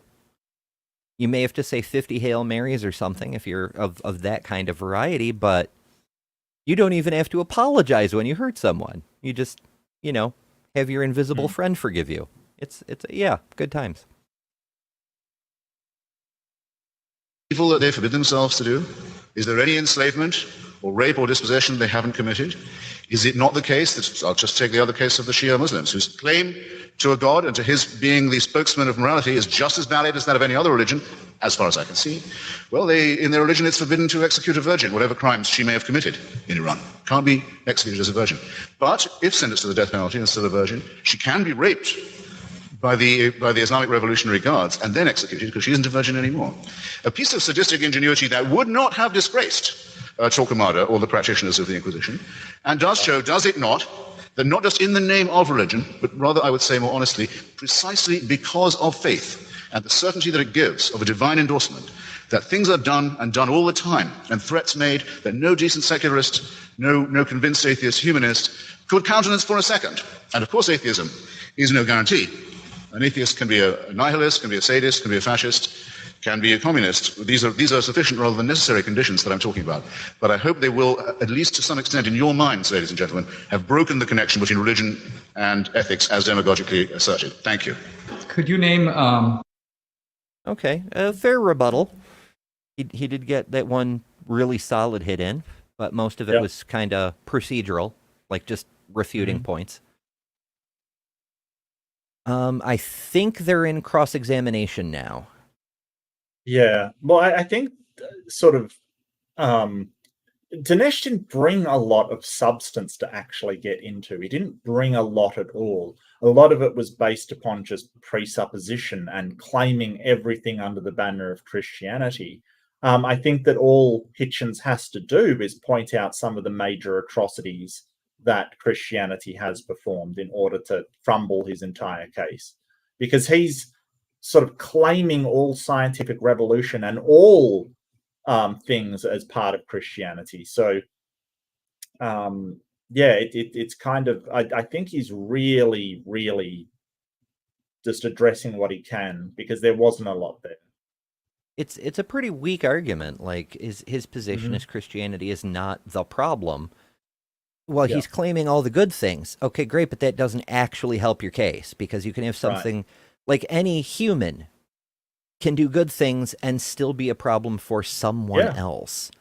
Like you need to show that it is whatever the hell the problem is. You have to show that Christianity is not it, and he has not been doing that. Any scientific law whatsoever for which you have certain knowledge that there are no exceptions?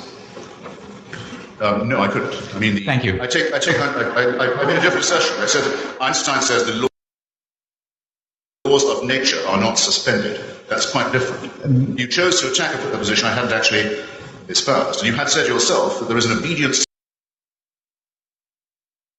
We're breaking him. All right, I'm going to try refreshing. 2953. We're living in a very unusual...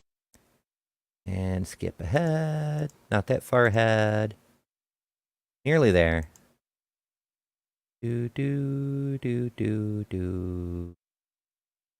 Okay, 44 is close enough. Yeah. Yeah. That's Adventures.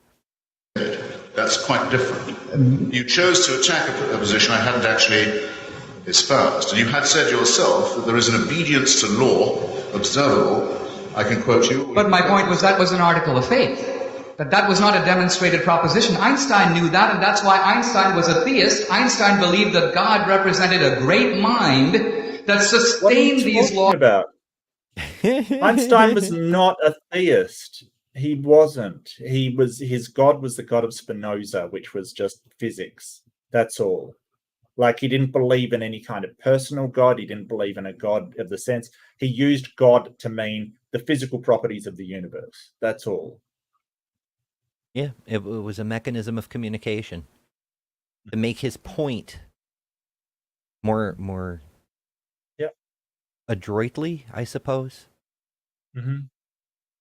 was in that way. You're completely wrong twice. Einstein was not a theist. Einstein was very explicitly not a theist. He was a deist. He said he was a believer in the God of Spinoza, the God that does not intervene in human affairs, that does not answer prayers, that does not take sides in human quarrels, that does not make judgments on human behavior. Well, Spinoza was not... That's as far from theism as it's possible to get, and you should have got this by now, Dinesh. You really should. Christopher, you're a little bit... There's a difference between deism and Spinozism, but I'll come back to that. I want to... Dodge. Yeah. And I wonder if he'll come back to that. Do we want to take bets on whether he will come back? In fact, come back with this? To this? I don't think so. I mean, he promised not to use theology, and he kept that for almost 4 whole minutes. Yeah. So, well, I mean, I don't know. I don't. You know, I take it as he didn't want to use theology. Definitely, Hitchens opened that door for theology, but I don't think it's his strong point. So I think he probably should have avoided it, you know, and kept to his guns because it's not his strong point. I might have to dash for 1 second. I do need a bio break. I'm sorry, but I all will right. be We've right been going back. quite a while. Yeah. I might actually grab another coffee, and I feel a bit. Yeah. So I might. Yeah, we can take a brief intermission. I've got I mean, I could talk about a bunch of stuff. I could pitch stuff. I could be like, join the Patreon, channel memberships, lots of benefits, including the custom emojis. But, you know, there's lots of goodies, and also, OF has been mentioned in the chat. That's I understand why a lot of people are reluctant, partly because it's not the kind of thing that everybody wants to do, but also it's another thing that takes a lot of work, such as life. But yeah, we'll do, I have a quick 1-minute video that promos my work on the other channel, the Transpositions, and I'll run that, and it'll give us a nice 1-minute interlude. With all the noise, pseudoscience, and political rhetoric clogging the airwaves about transgender people, it can be difficult to understand what's really happening and what's really true. Good news, everyone! Welcome to the Transpositions, your compass in the rugged landscape of transgender issues. Here, we strive to be the beacon of authenticity, providing a platform that amplifies the voices and experiences of the transgender community. From breaking news to in-depth features to breaking down the real science, we are committed to fostering understanding, empathy, and empowerment for all individuals across the gender spectrum. Join us as we navigate the complexities, celebrate the triumphs, and advocate for the rights of transgender people worldwide. Together, we can redefine boundaries, challenge stereotypes, and champion inclusivity. Subscribe today. The link is in the description. In fact, there's a rather lot of links in the description. Resources, other things. Join the Discord. There's a bunch of things. Yeah, Kamikaze, I should take over my own channel. I'm pirating my own ship. Yes, that's what we do here. Absolutely. Big Bad Mama, good to see ya. And Kamikaze says, I just wanted to compliment you on the stream setup with you and Mark's logo. Thank you. I try to do that. I have a variety of overlays, and I should put more stuff on the overlays. Like I should have the Patreon on the overlay rather than in the background where it is now, because you can't see half of it. But you know, we work with what we've got. But I've got the one with Brentley for when he drops by, which isn't that often, but I keep it around because it does happen from time to time. I've got I haven't updated these in a while. Me and Mark and Doc Dino and Skeptics and Scoundrels and me and Doc Dino. There's a bunch of them. It's, you know, it's a fun time. I've got the one from when Maya was over here. That one I did update because that was more recent. Speaking of updates, I really need to make a new Transpositions ad because I used footage from like the first couple episodes to make that, and I've lost a bit of weight since then. It's a little odd seeing.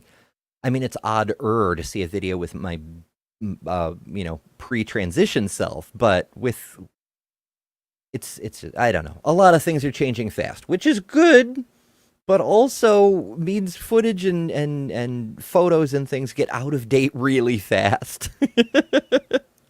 My goodness. I was thinking about Mark is refilling his coffee. I'm almost out of tea, but my tea takes a little bit longer. I usually use the microwave because I'm always in a hurry. I fill up the cup, it takes 95 seconds, and I only had a minute, plus running up and down. Such is life, you know. Pragmatic, of course, on top of it with the links. Absolutely. I appreciate the hell out of you. Actually, I was just talking about you with the kids, Pragmatic. They were like, have you visited any of your friends? And I said, well, I'd like to. When I was over the road, I got almost close enough to Pragmatic to drop by and visit, but not quite. But hopefully sometime in the future, I'll be able to travel more. It'd be lovely to meet people. It's all right. It's all right. I was vamping and, talking about how awesome Pragmatic Crystal is. Oh, very awesome. That is something I absolutely believe. What's vamping? Vamping? Oh, it's a stagecraft term we use around here. It just basically keeping people low-key entertained while you stall for time. Oh, okay, gotcha. Okay. Yeah. What's the origin of that etymologically? I don't know. Okay. I just picked it up from other stage performers. Well, there you go. Hey, that's fine. I do apologize. I just really needed to just go to the toilet, have a coffee, and get back into it. I do apologize though. If you need me to cover, I will vamp as well. I like this word. I don't know why I like this word, but I like this word. So it sounds nifty. But yeah, I'm good for right now. Okay. So yay. All right, let us resume. Cross-examination. I guess Dinesh has the questions right now, something like that. I want to turn to something else. You asked for how can we reasonably think that God exists? Let me ask you this question. Scientists who begin to look at the universe ask themselves this question: why does the universe have the rules that it does? Why does the universe operate according to the particular dials and parameters it has? What if those parameters were a little different? And the scientists who look at that said, if you change these parameters even an infinitesimal amount, if the gravitational... the fine-tuning argument. Few problems with it, of course, as many people point out. Douglas Adams, with his puddle analogy, he likes to say, one day a mud puddle wakes up and goes, oh, look at this world I find myself in. I'm in this wonderful puddle, and it fits me really perfectly. Clearly, it was designed just for me. It's same thing. Like, if the universe were different, then if we existed, we would exist in compliance with that set of variables. But also, we don't even know that any of those are variables. Like, as Hawking demonstrated, most of the things we consider adjustable knobs for the purposes of the fine-tuning argument are dependent on other underlying laws. There's probably 5 or 6 Hawking imagined. And everything else has an inevitable value based on those things. And maybe it comes down to one thing, because as we found that gravity, the strong nuclear force, the weak nuclear force, and electromagnetism are all at a certain point variants of the same thing. And gravity, of course, has a direct relationship with what we call time. It distorts both space and time. And when you're in a gravity field, time runs slower. The stronger the gravity, the slower the time. And so time appears to be a function of, or at the very least related to, the strength of gravity. So there isn't really anything in this whole universe that doesn't depend on that pre-symmetry breaking single fundamental force. And whether that could be different, we don't know. It's sort of like, like we talk to geologists about zircons, right? And that can't form with lead in it. The universe may not be able to form any other way, but we don't know because we've only got one universe and we don't know what caused it. And so when you start to say, well, if any of the things were different, can they be any different? And even if they could be different, perhaps it is a 99% chance of it forming this way and or the counter reading this way. We don't know that all states are equal probability because the way they treat it, they're like, well, if any of these constants were different, but you know, and there's such a low chance of the universe forming when it can be any of these states. That's assuming those states are the same probability. If it's 99.9% of the state coming out the way it is right now, then it's not improbable at all. And likewise, yeah, there's the counter position that if this universe was designed and calibrated for a specific purpose, what is that purpose? Dinesh asserts that humans could arise and worship God and yada, yada, yada. But if that were the case, it's a pretty shitty design because, you know, 99.9 ad infinitum nearly of the universe is immediately lethal to humans. Yeah. We can only survive on a fraction of one tiny planet. Mm-hmm. I mean, possibly other planets would be habitable. We don't know for sure yet. And they always bring up people like Hawking, but Hawking said, if life is fine, if the universe is fine-tuned for anything, it's fine-tuned for black holes. Mm. And maybe that is the point. Yeah. Maybe God exists, doesn't give a fuck about humans. Life on Earth itself could very well be the equivalent of a glitch. Yeah. And it just doesn't matter because the black holes are going to black hole regardless of the fact humans exist or not. It's the universe is operating as intended, perhaps. Best possible Force was Yeah. Mm-hmm. Slightly different, or the strong nuclear force, or the electroweak force. Electroweak. We would not have this universe. We would not have. Yeah, that's the weak nuclear force and electromagnetism. Oh yeah. Yeah. We like to put things together sometimes. I don't hear a lot of people use that term though. Yeah, no, neither do I. Because it only applies in very specific contexts.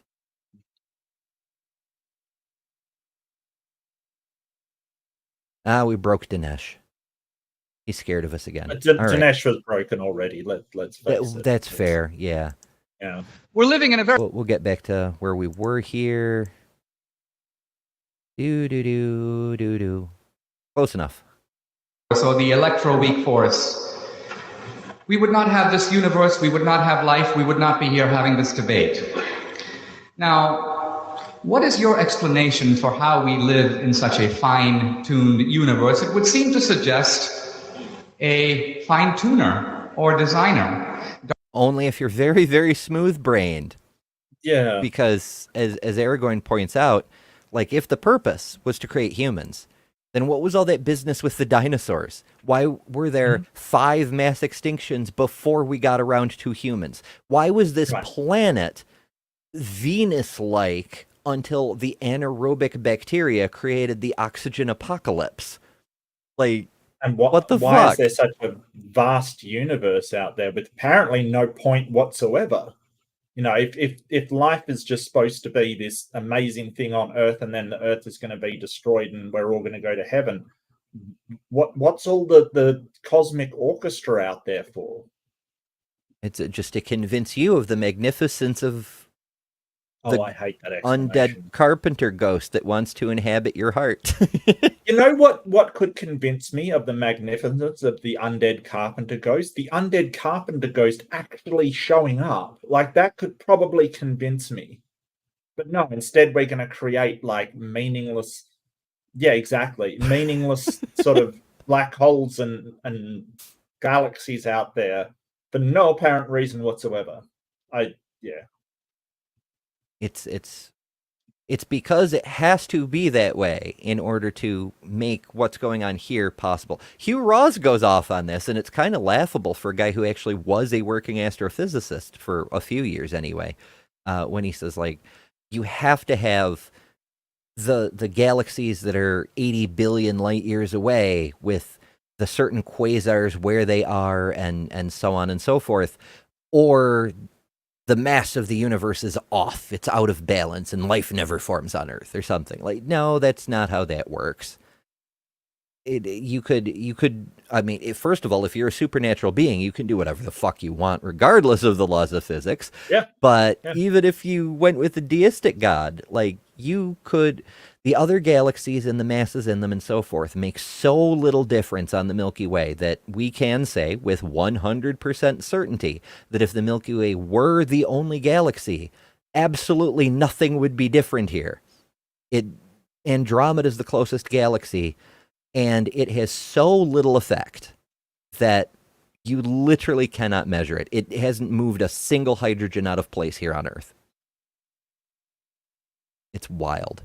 And Purple Rhymes with Orange is here and was born the son of a carpenter in a Jewish village. Purple may be the Messiah. Oh, Mark has already overruled me. Again, like, somebody mentioned Monty Python, and now I've just got it stuck in my head.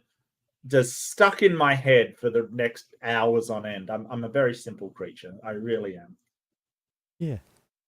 It's fun, though. Darwinism is hopeless here because it's not accounting for the universe, only for transitions among life. So what is your rational theory for why we live in a fine-tuned universe? Right. Well, there's a good reason why no one comes to me for arguments about physics, but so I have to take, but I'm not ducking the question. Just for your notebooks, ladies and gentlemen, there is a book by Professor Victor Stenger on this subject. Dinesh deals with it also in his book. That makes the bold claim that science actually negates the case for the existence of God. Well, Stenger says the laws of physics come out of nothing. Do you agree with that? Further than Where's my face palm? Here we go. Yeah. The universe from nothing. Oh no. He knows that he knows that physics is not Hitch's strong suit, so he's trying to press him in that avenue, which I mean, I don't think physics is Dinesh's either, so but the way No. interrupting is kind of a bit obnoxious. I will say one thing that I have noted, though. At least he's looking at his opponent and not just talking to the audience like we saw in the Alex O'Connell one. Have you noticed that? Yeah. That is interesting. I wonder if that's a strategy he's picked up since, or if he was more scared of Alex than he was of Hitch. Yeah. Maybe. Yeah. I can't say one way or the other. Yeah, Kamikaze. I do have to update my Ember emojis, the yay and the no and the facepalm, because those are so out of date. Those are pre-transition entirely. My goodness. Although wearing the same dress, it's something. It's much bigger on me now, but I needed something simple because I had very little time to get ready. I was doing an adventure with the kids, and it may be the last predictable time I'll have all three of them. My oldest is moving to Albany to do actual science job now, and in a week or two, my youngest is going for a trip to Europe and then off to college in the other direction, and my son in the middle is working on it. It's a complicated thing, but he's going to be going and doing at some point, and so I know I will see them all again, but all at the same time. It may be a while. So important to go do the adventure today. And I didn't have much time, so I'm like, I fucked up my eyebrows. It took me 3 tries to get them relatively similar. It's a whole thing. So I needed something simple, is my point. So I just threw this dress on. Yeah. Tangents. It's Yeah, I am. Well, I don't know for sure which debates you're referring to, but I have appeared on MDD a couple of times. I've got a debate coming up on Mark's channel in a Yes. couple of weeks. I'm Something like very that. looking forward to. I am looking forward to it so much. I'm going to love this debate. So the debate is Marvel versus DC. So it's good. It's the most important topic of our time. I'm lying. It is so just a fun debate to have some fun. Debate a serious topic. But I want to give out lots of love to Purple, who has lost somebody, and I am so sorry to hear that, Purple. Much love. If you need to talk, please do. We're here for you. This is what the community's about, and I'm so sorry. It's so offensive to sort of go, well, a god, people suffer from all kinds of things. Cancer is horrible. I lost my mother to cancer, breast cancer to be precise, and that is horrible. It's the body's own cells turning on it, which is for something designed, it's pretty fucking stupid design, quite frankly. Like, what kind of design is this, where the cells of the body just started growing out of control? I'm so sorry, Perp. Much love. Yar. It's a rough situation, and people, we all have a difficult time dealing with loss, even when we know it's coming. Just grief. Yeah. Mm-hmm. We don't talk about it as much as we probably should. Yeah, it's kind of taboo, and more so in atheist circles than in theist circles, I think, because we still have such a theistic dominated culture that when you try to talk about it, very often you get that, oh, they're in a better place, or some other platitude, and the person usually means well, but they're saying stuff that kind of makes it worse. Yeah.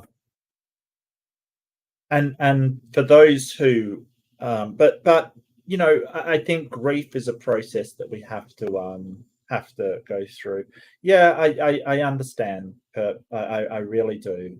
Purple Rhymes with Orange is a wonderful person.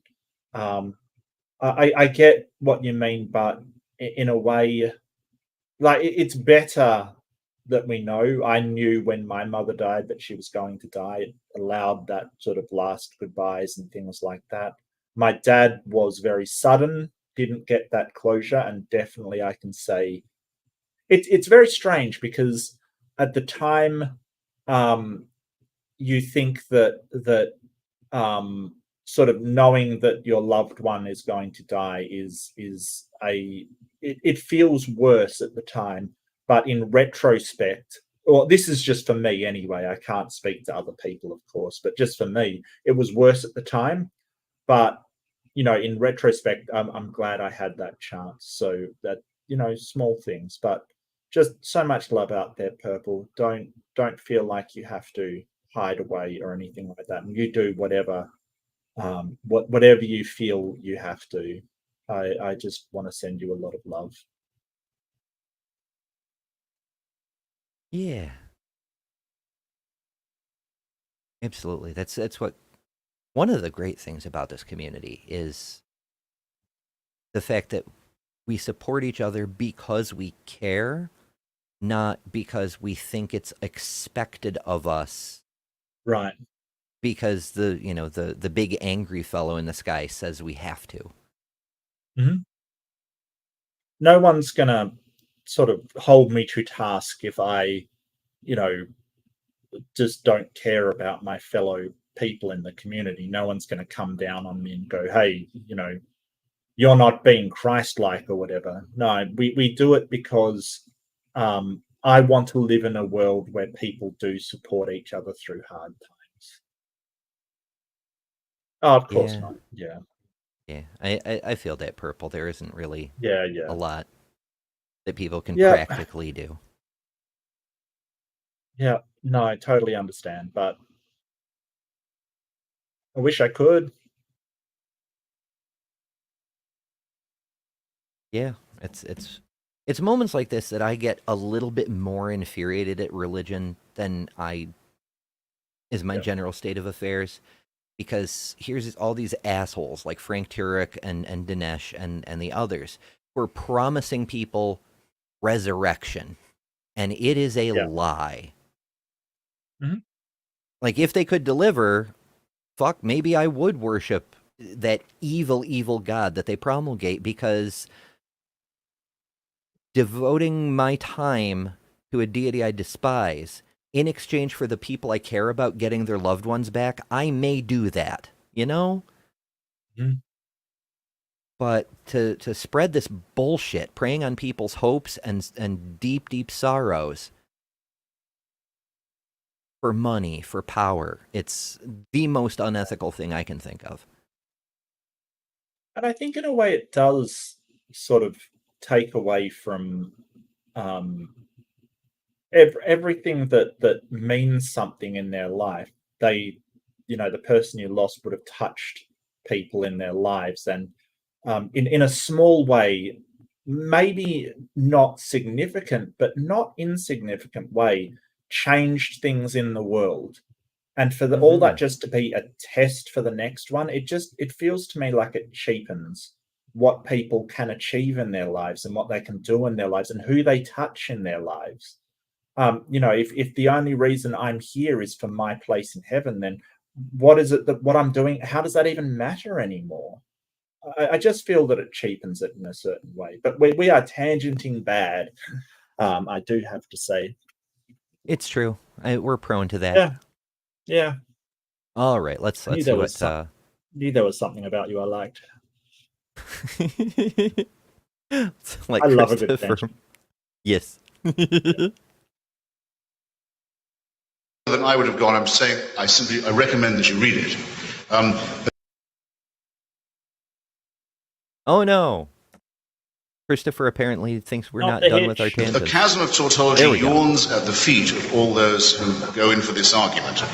Richard Dawkins actually said to me once he thought it was the most interesting argument he'd so far heard or encountered in all the debates we've all had with the faithful. And it is, because there's something extraordinary about it. Of course, also appeals to us, because anything that says to us, you might not have been here, but you are, so that must be something majestic, is obviously appealing to us.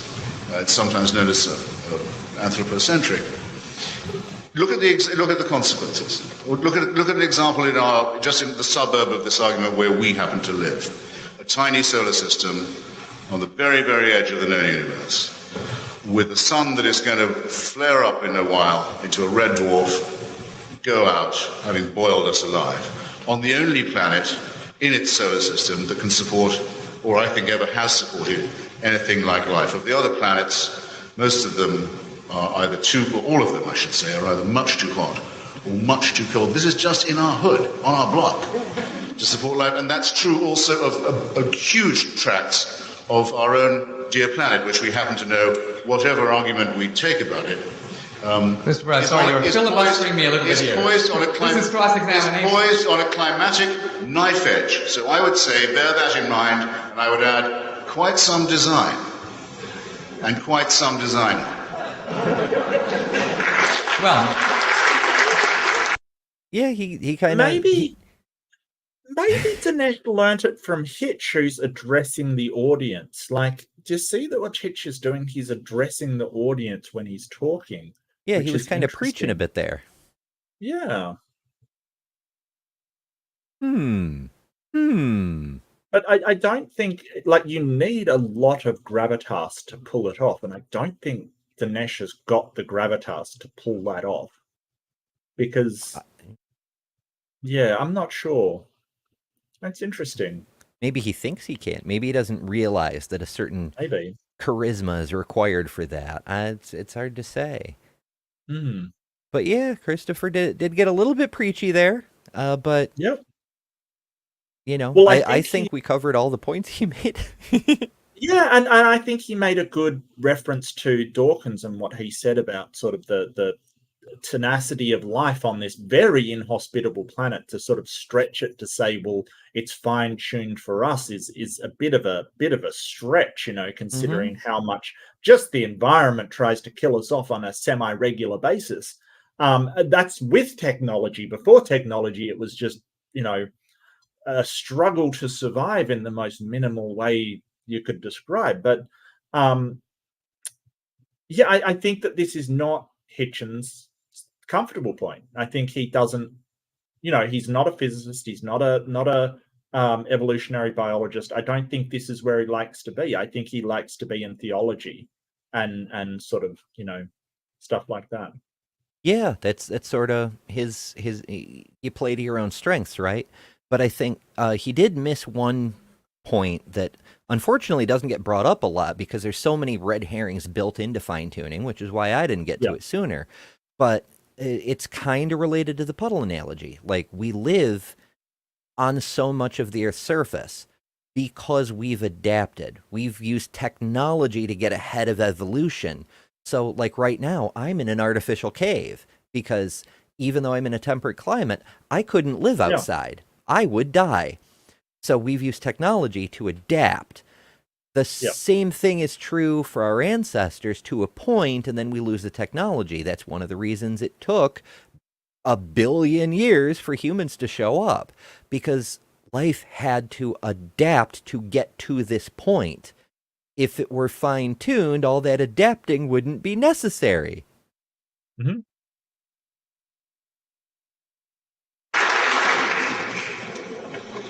You said that. What's that? If it's fine-tuned, why do we need air conditioners? There you go. Yes. There's the argument very simply. Yeah. If you live in the Why do we tropics, need air conditioning is central not a heating? luxury. Mhm. Right. Or central heating. Why do we need central heating if it's fine-tuned for us? Yeah.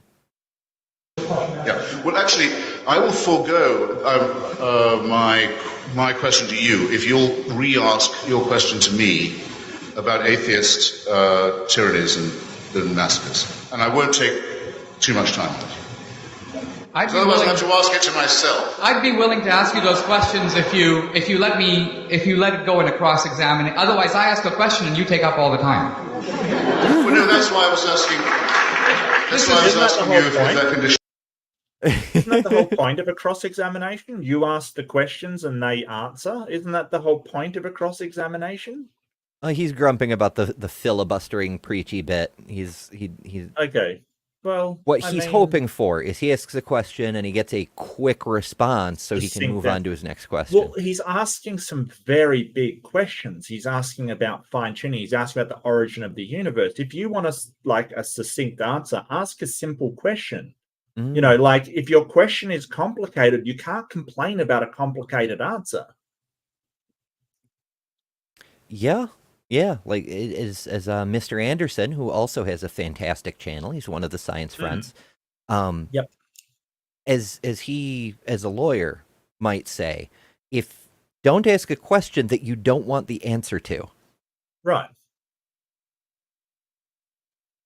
It would seem fair.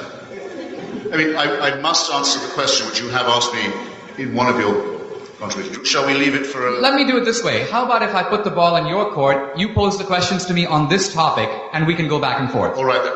Okay. On this question, then, of atheist and secular dictatorships that I'm only just mentioning,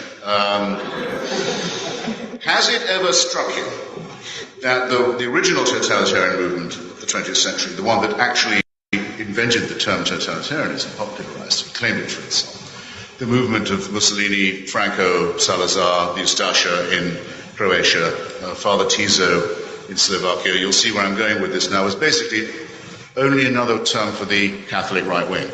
There's nothing secular about fascism. If there had been, the Vatican would not have signed treaties and concordats with all of the movements and governments that fascism created. I don't think I need to waste very much more time on that. There's a big literature on it. The Church keeps on apologizing for this. As for its engagements with similar political movements and governments in Latin America after the Second World War. Is he trying to prove that he can filibuster when he's the one asking the questions too? Well, I don't think he's filibustering particularly. I think he is, but I don't think I think Christopher Hitchens is just a long-winded person. I think he sort of just speaks a lot. I'm not sure if sort of a quippy debate is really what you want out of Hitch, although he's perfectly willing to quip upon occasion. I don't think he's that sort of style of person. Not 100% sure. Yeah, there may be some strategy in this. I don't know. Or it Maybe. could be that he's just.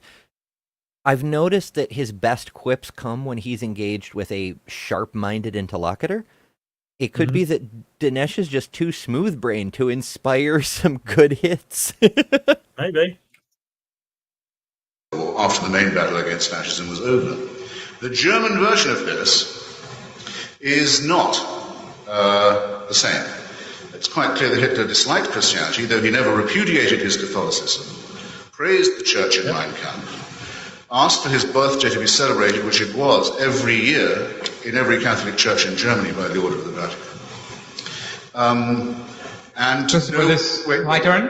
Wait. Just in view of this, in view of the fact that not one person, according to Paul Johnson, Catholic historian known to you, I think has praised your work, up to 50% of the Waffen-SS were confessing Catholics, none of whom were ever threatened with excommunication for their activities.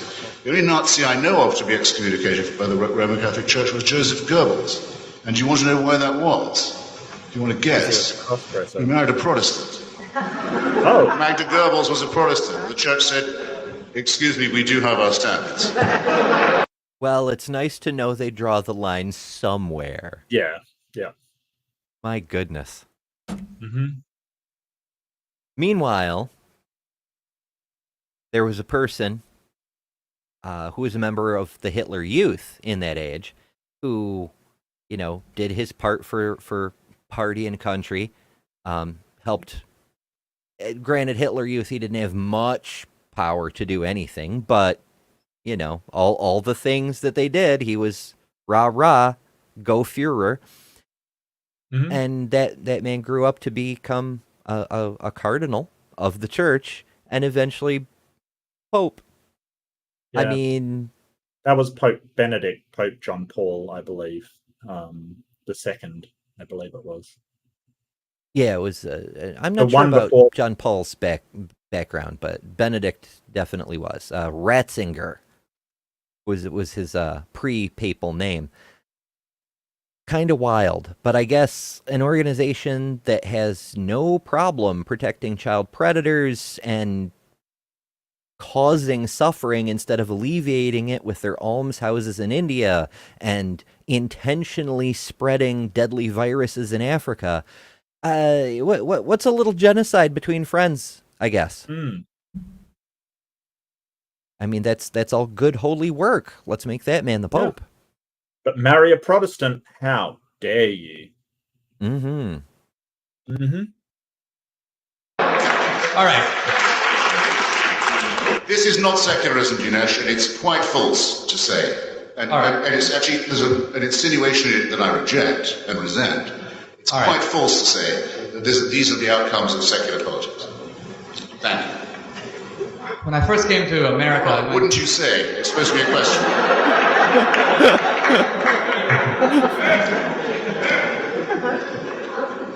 You notice that in a statement, Christopher Hitchens zoomed in on one issue, Hitler and the Nazis, leaving untouched, indeed unmentioned, the scourges of communism. He didn't not only mention... Hold on, don't jump in, it's my time. This is the atheist conception of fairness. We hog the public square completely to ourselves and drive all the religions out. That would be nice if it worked.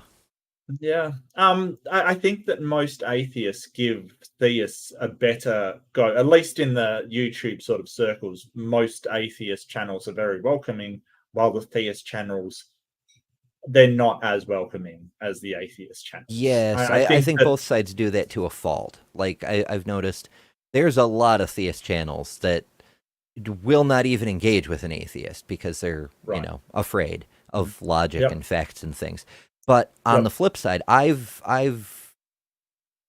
condemned a few people for being a little overly welcoming to theists, like to the point that if a theist shows up, they will derail an entire show, put all the people on their panel in the back corner in order to welcome the theist and give them space and elevate their platform just so that they won't run away, so they can hear what they have to say and then debunk it. Like it drives me crazy. It's like you're spotlighting a horrible person at the expense of what you were trying to do and all the people whose time is invested in helping you do it. It drives me nuts.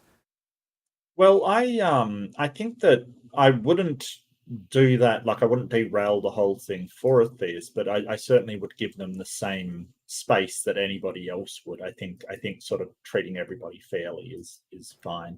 Yeah, treat people like people. Theists aren't holy. They don't deserve that level of attention.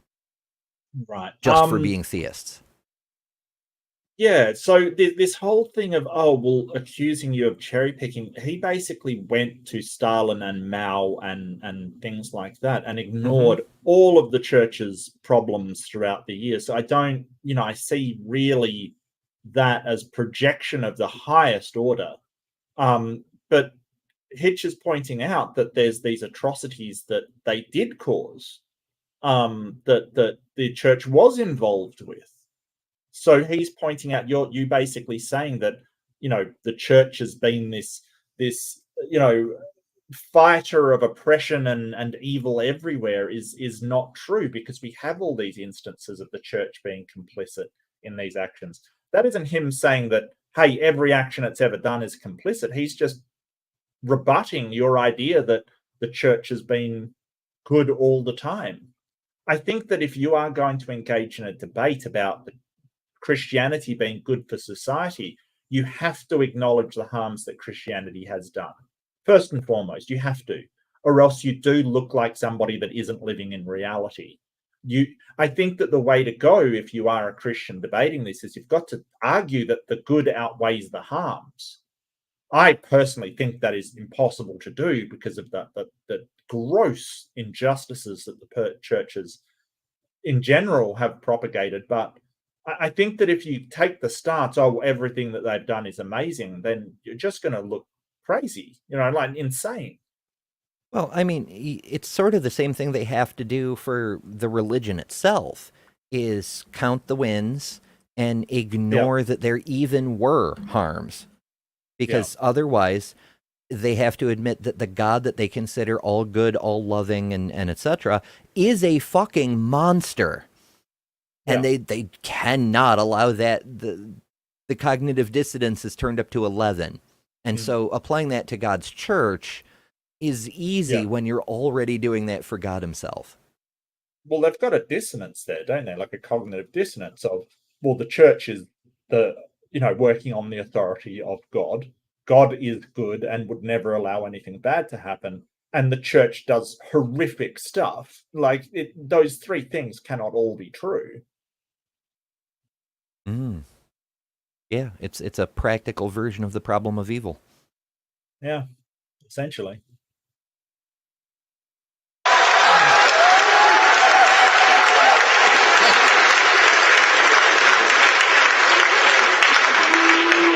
You wanted me stopped. I need about 2 minutes to answer you.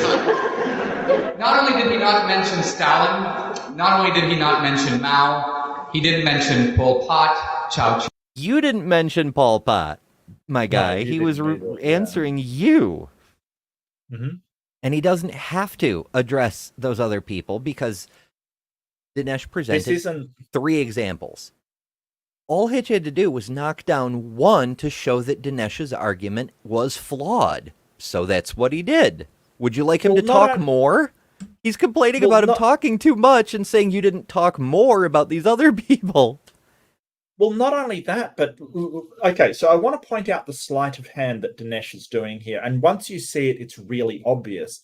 The debate subject is not whether atheism is good for society. The subject is whether Christianity is good for society, or whether Christianity is the problem, right? So he's kind of going, well, there's all of this atheist people that have been bad throughout, but that's not the topic of the debate. He's doing a switcheroo on the topic. He's basically now going, well, you've got to account for all of these atheist atrocities. No, it's whataboutism. He's basically saying, yeah, the church has done bad stuff, but what about this? What about that? What about this person over here? What about that person over there? Which is implicitly saying that your church and your religion is horrible, because Stalin and Mao and Pol Pot doing horrible things doesn't excuse the horrible things the church has done. And that's the problem here. But notice how he's trying to get that burden put on atheism, essentially. On secularism, on communism, on all of these other things, and say, well, Christianity isn't the problem because all of these other people have done. No, that isn't the case. You have to make why Christianity is not the problem, not that other people have also caused problems. Yeah, it's an excellent point, as Hitch sometimes says in other debates. I could concede every argument, and all your work is still ahead of you, because you haven't done anything to bolster your side. Right. Ceausescu, Fidel Castro, Kim Jong-il. Now, Richard Dawkins in The God Delusion says, well, there's a big difference. The Christians did what they did in the name of religion, but the atheists aren't committing their crimes in the name of atheism. Now, this is what happens when you let a biology major out of the lab. Because here's a guy who knows nothing of history. I wouldn't accuse you of that, Christopher. But all you have to do is read Marx. All you have to do is familiarize yourself with communism. It was an explicitly atheist ideology that sought to create a new man and a new utopia, liberated from the shackles of traditional religion and liberated from the shackles of traditional concepts of ownership and, basically what we have now, billionaire overlords. Yes. Marx has been accused of being an accelerationist because he, in his writings after his Communist Manifesto, went on to say that he believes that it is a strategic move, a tactical move, to support religion because it will cause the collapse of capitalism faster. So, Marx was writing more about the aristocracy. It was religion supporting the aristocracy that he had the real problem with, because don't forget, at the time you have a three-class system. You have the aristocracy, the proletariat, and the bourgeoisie, that are three different classes, the aristocracy being the sort of upper class, the 1%ers as we know them now. And the problem he had was that religion kept the proletariat, the workers, in ignorance, while the aristocracy took everything, basically, and lived literally like kings. So you've got to understand that his problem wasn't necessarily with religion, but religion's function of supporting the aristocracy, which he wanted to tear down, that class system. Yeah, and that was sort of the point. That's why the aristocrats, that's why Constantine seized on religion. He said, up until now, people just believed whatever superstition made them feel like they had answers to unanswerable questions. But with this religion, it gives me another lever to control people with. Morality. It was no accident, as the Marxists said. They always targeted the churches. They always killed the clergymen and the priests and so on. Now, the case about Hitler is very interesting. You should read Richard Evans' multi-volume History of the Third Reich. In the beginning, Hitler thought, I could make some friends among the Lutherans and the Catholics, and so he invented something called positive Christianity, which was basically Nazi Christianity. He praised Christ basically because he said that Christ was the only one alert to the dangers posed by the Jews. But that sounds sort of like a certain semi-demigod guy running around today who doesn't really know much about Christianity, but finds it useful for inspiring nationalism. Most peculiar. Funny, that. You only have to read the book to realize that Hitler hated Christianity. He hired people around him who were all atheists. Their explicit goal, the moment they got into power, was to destroy the church, which was seen as doing what? Putting a little bit of a... Right, yes. No, the Nazis remembered for nothing so much as destroying the Christians. The church, yeah. Yes. It wasn't the Jews they had a problem with. It wasn't the LGBT people. It wasn't the foreigners or the Poles or the Romani. No, it was the Christians what they're remembered for going after. Yes, absolutely. That's why there's no churches in Germany anymore. You know, they never rebuilt. Dinesh. Absolutely. Well, he does have an argument where Stalin is concerned, but he does not where, Hitler and the Nazis being atheistic. No, he does no argument whatsoever. Wowzers. I mean, I was going to dunk on him for, being so into Hitler he read this giant book series that no one's ever heard of. But what the fuck, Dinesh? I don't know. Moral bridle on the horrible plans of Nazism. So ultimately, it's not the Christians. Christians ultimately are accountable in some ultimate sense, atheists or not. And that's why the atheist regimes killed more people in a week than the Inquisition could kill in 3 centuries. And why? Because of the maxim stated by Dostoevsky and the brothers Karamazov: if God is not, everything is permitted. That's not why. Yeah. If God is, everything is permitted too, because you could get forgiven for anything. Right. Oh my goodness. No, we're out here as I'll rephrase, as the famous magician Penn once stated, without God, there's nothing from stopping you from committing all the horrible acts that you want. And Penn says, well, yes, I do commit all the horrible acts I want. The number I want is 0 because I live here too. I am also a person, you know? And the stakes are higher for someone that doesn't think they have a free pass. If I do something wrong and screw up my life, that's the only life I have. For the theist, it doesn't really matter as long as I atone and pray and, give sanctity or whatever the hell I'm supposed to, or whatever I believe will give me forgiveness, then it's fine. The stakes are higher for me, who only has one life, and this is it. That's why there are less atheists in prison than Christians. There is a disproportionately high amount of Christians in prison in the US because religion doesn't seem to stop anybody from committing crimes. Yeah, very strange. Very strange.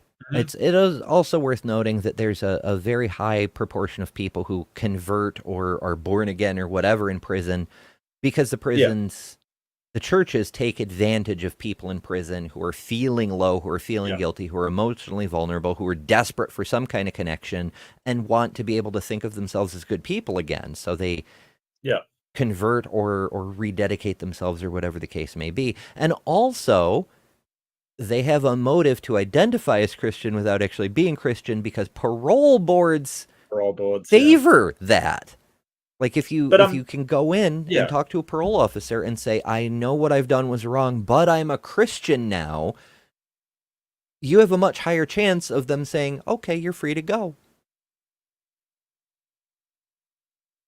So, but I'm talking not just people that convert in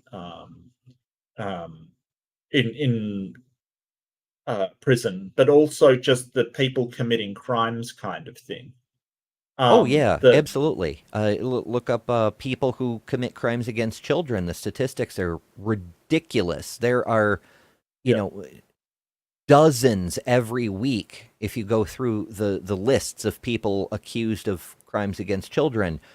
Pastor this or taught it at the Catholic school that. It's almost all not just Christians, but pastors or priests or people in authority, it's a ridiculously high number.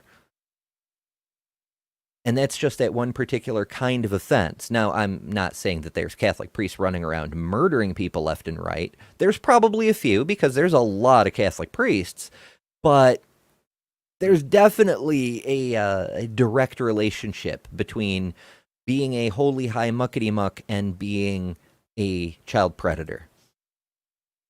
Not all of them are. I've known some good ones, but there's a lot. Yeah, I remember something on violent crime, and basically there's a positive correlation between something like church attendance and violent crime. Like now there could be other reasons for that. There could be lurking variables, but what we find again and again is this whole idea that less religion makes more chaos and crime is just not true. It doesn't seem to be a function of religiosity that is causing it. Like, it may be that lower class people are, have more crime happening in them and therefore more religion. That might be a correlation that's not a causation, but they want it to show that, atheistic and people that have no religion are necessarily more violent because that's, kind of thing. And it's just not true. Statistically, it is not true. Mm.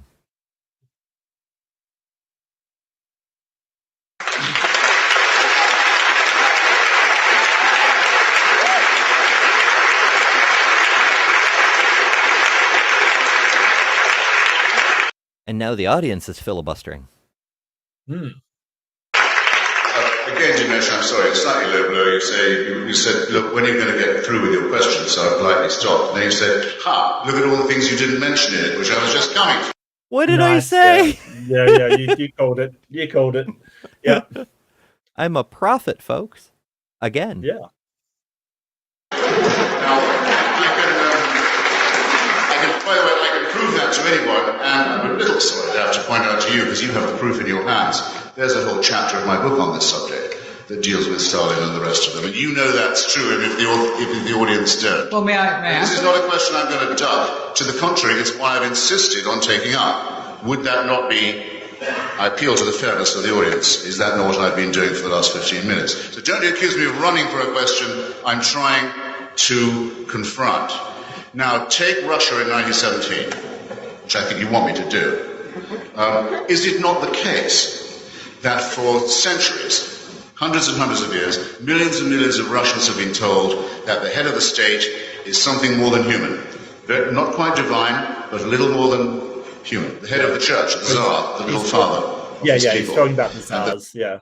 Mm-hmm. And the Tsarinas, yeah. No, he's definitely talking about the aristocracy and the church propping up the Tsars and the aristocracy to a huge degree. I mean, the Orthodox Church, Russian Orthodox Church, was working hand in hand with the Tsars and Tsarinas to prop up their aristocracy for years and years and years. But it's interesting. He sounds like a lawyer, and I've just noticed that. Is it not the case? I love the way that he sort of does this. He sounds like very lawyerly kind of thing. And it also provides confusion for his opponent, because is it not the case that this is, do you say, yes, it is not the case, or do you say, no, it is not the case? It's just a sort of device that I'm finding very, very cool in the way that he's doing it. Yeah, it's part of his style. Yeah, like really good style. Yeah.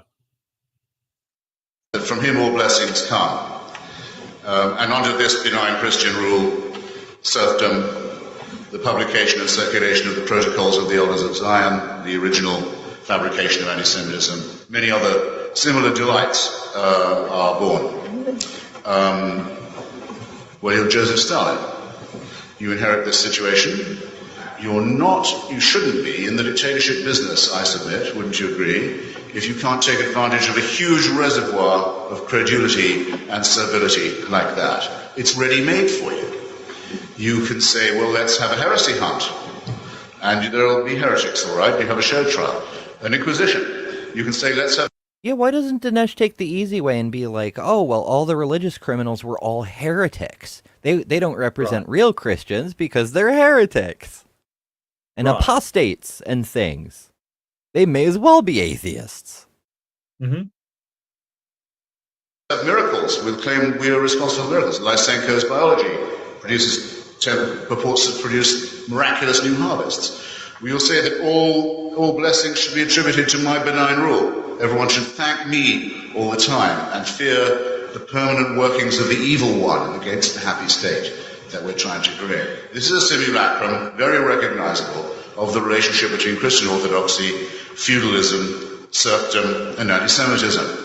Now, I will take your challenge, Dinesh, when you point out to me a society that has degenerated into famine, disease, paranoia, torture, and mass murder because it has followed the precepts of Lucretius and Epicurus and Democritus and Spinoza and Thomas Paine and Thomas Jefferson and Albert Einstein. If you can do that, if you can point to me a society that erred and fell into horror by doing that, then we'll have a level playing field. Till then, you know perfectly well we don't have one, and you're trying to make it less fair still. Let me, if I may have the same time to answer. Right here we see the way in which there's a kind of inequality of measurement going on. We find among the atheist writers an attempt to blame religion not only for its own crimes, but also the crimes of atheism. Sam Harris, in his book, The End of Faith, says the following. He's trying to prove that suicide bombing is entirely religious. Well, hold on a second.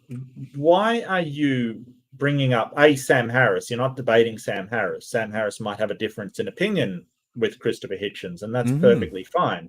I don't get why he's doing that. And number two, what suicide bombers are atheistic? It's kind of my question. Like, again, Dinesh is playing for the wrong team here. Because, like, that's another thing that, as Christopher alluded to, but Dinesh is making explicit, that is a horrible thing that people do because they think their God told them to. That's not helping Dinesh. He knows that the inventors of suicide bombing in the modern form are the Tamil Tigers, who are fighting over land and are fighting over self-determination. So he says this: while the motivations of the Tamil Tigers are not explicitly religious, they are Hindus who undoubtedly believe many improbable things about the nature of life and death.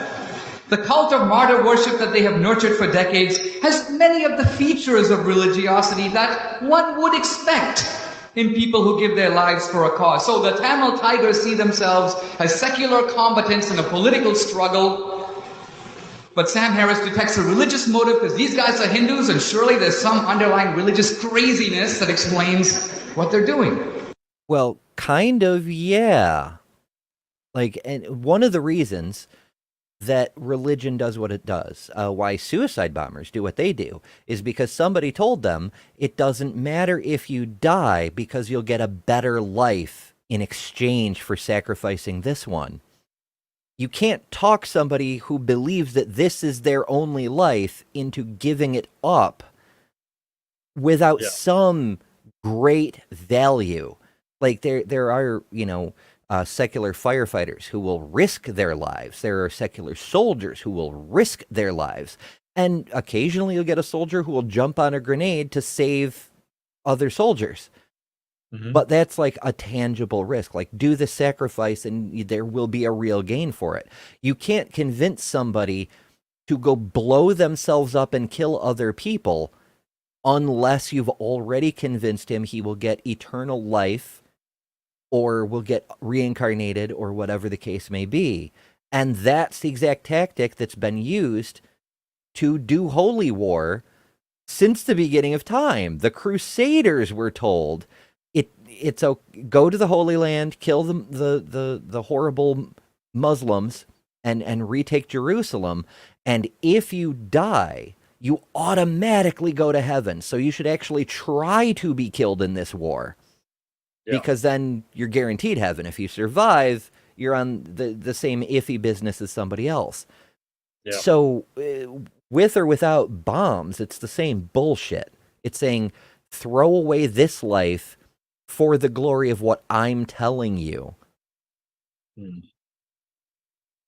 it's not just that; it's a shortcut. No matter what you've done before, you can shortcut to heaven. Like you get a free pass, basically. It's not even that you could go to heaven. It is the thing that will automatically get you in. And again, we talk about preying on people's guilt of having done things wrong. Basically, it's sort of saying, hey, I know that you're an evil, horrible person because I've told you that, but you can get a pass for it for doing these things. It's just another exploitation of people's sort of self-denigration, when really nothing's wrong with them. It's awful. I can't find if the Tamil Tigers were actually religious or secular, to be honest with you. They're sort of saying that they were Buddhist in a certain sense, but I don't know 100%.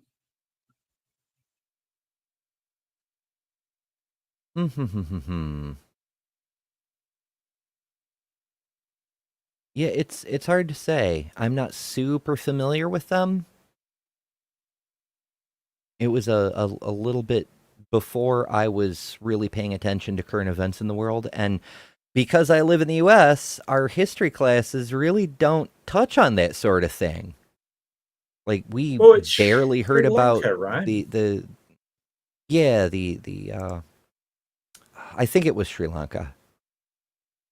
Let's see. So I don't know much about them, but I do know it was sort of the Tamils considered themselves not part of Sri Lanka, and they wanted independence. As far as I know, like it wasn't anything to do with sort of a religious war or anything. Not like sort of the some of the other instances of this kind of thing happening, but I don't know whether they were secular or whether they were religious. I have no idea. Yeah, the best I got is that they're 70% Buddhist today. And there's a significant Christian minority. And there's some Muslims. So I don't even know if there even is a secular population. Like, you can have a secular society, but it doesn't mean a religion-free society. And I think that may be something that Dinesh is trying to sweep under the rug, is, societies like Israel, for example, is an open theocracy, but it's secular because there are Christians within Israel. There are Muslims within Israel. It operates in a fashion that, while it is a theocracy, you can still have another religion and be part of the society, Similar thing. Like, just because there are Buddhists and Christians and Muslims in Sri Lanka doesn't mean it's atheist. It just means they've learned to work together to have a society. Yeah. So, the conflation between secular and atheist is kind of weird. Well, it sounds like if one atheist was involved, then it's an atheist, movement kind of thing. And if it's not 100% Christian, then it's not a Christian movement. He's kind of just moving the goalposts all over the place for what constitutes an atheist movement, what constitutes a religious sort of denomination of Christianity. Like, for instance, the Germans having God with us written on their belts isn't enough to call them Christians. That doesn't make the Nazis Christians. But some of the Tamil Tigers being atheist makes them an atheist movement. It's just sort of a, moving of the goalposts of what entails atheist and Christian here. Yeah. Now we turn to Christopher Hitchens. I want to read, if I may, a line from Daniel Dennett in his book, Breaking the Spell. He says this. He says, "It is true that religious fanatics are rarely, if ever, guided by the deepest and best tenets in those religions. So what? Al-Qaeda and Hamas terrorism is still Islam's responsibility, and abortion clinic bombing is still Christianity's responsibility. Here's what he's saying. If bad guys do bad things in the name of an ideology, the ideology doesn't get to shake them off and say, those guys were just perversions. You have to take responsibility. And the point I'm making here is... Yeah. Is he fighting for the wrong team again? I don't know anybody that has sort of, done anything in the name of atheism. I don't think Stalin, even though, he had an atheist plan, I don't think he did it in the name of atheism. I think he did it in the name of his own power. He was a power-hungry despot. I don't think anybody's done anything in the name of atheism. Yeah, quite so. Nobody's doing it for the glory of the flying spaghetti monster. But also, yeah, groups need to take responsibility for their people. Yeah. That's what the whole freaking blow up with American Atheists was. Silverman got accused of crimes, had really horrid right-wing positions on things, and others like P.Z. Myers were like, no, we need to be secular with humanistic values. And the movement split apart because people were like, we cannot stand up for what you're advocating. That's not our values. Either do better or get the fuck out. Mm-hmm. Because it's the same as true. Like if I ran a cult and I demanded my cultists do good deeds, social work, help old ladies across the street, what have you, and I heard about one of my cultists not helping an old lady across the street, but in fact mugging her, right, then it would be on me to make that cultist do better or banish him because he's making my cult look bad. I'll join the cult. Hell yeah, more cults. That's what we need. Yeah, exactly. We've already got the Weasel cult. Please, no more cults. No more cults, please. Please.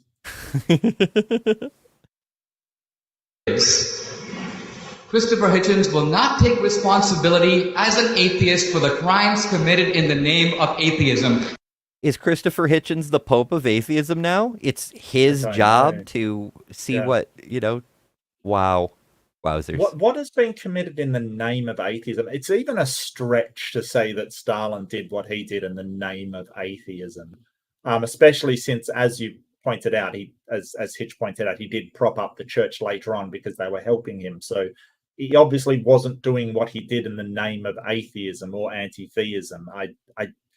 Maybe you could put that point to communism, like maybe he did what he did in the name of communism, but as you point out, like, he kind of was only nominally communist, like he was only named communist. He was about, as communist as the Nazi party was socialistic. So yeah, I perhaps you can make an argument over who was working in the name of atheism here. Purple says, I started my own church in the 90s. Hard to tell how it's doing because the doctrine specified that showing up for services is grounds for expulsion. Nice. If only Jesus had thought of that. He came close with the don't pray in public, hide in a closet, don't admit, anything. All this public preaching. None of these fuckers are actually doing what Jesus said, so by their own logic, they're not Christians. There are no Christians. If a person goes up to you and says, I am a Christian, according to Christianity, they're not Christians. But then there's also that dude with the funny hat. I don't want to change hats at this point. But he's propped himself up on a fucking throne in a giant palace. Yeah. Okay. He is doing backward somersaults to blame the Christians for them. So Christianity has a lot to answer for. We wouldn't need repentance if that wasn't the case. But Christians should not have to... You could repent, or you could, do better Yeah.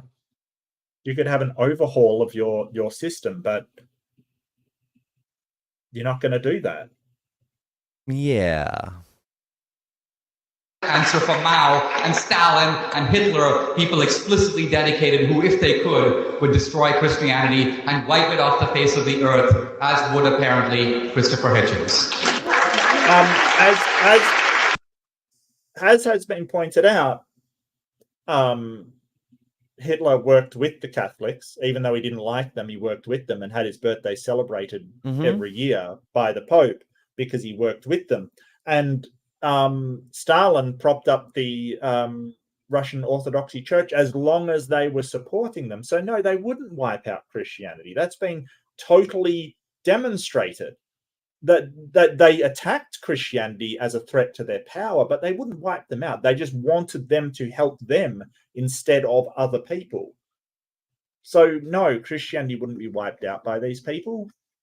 That's not what they wanted. They just wanted the power that they had over the masses, essentially, over the normal people out there who are believers. So they weren't atheistic so much as just authoritarian. Yeah.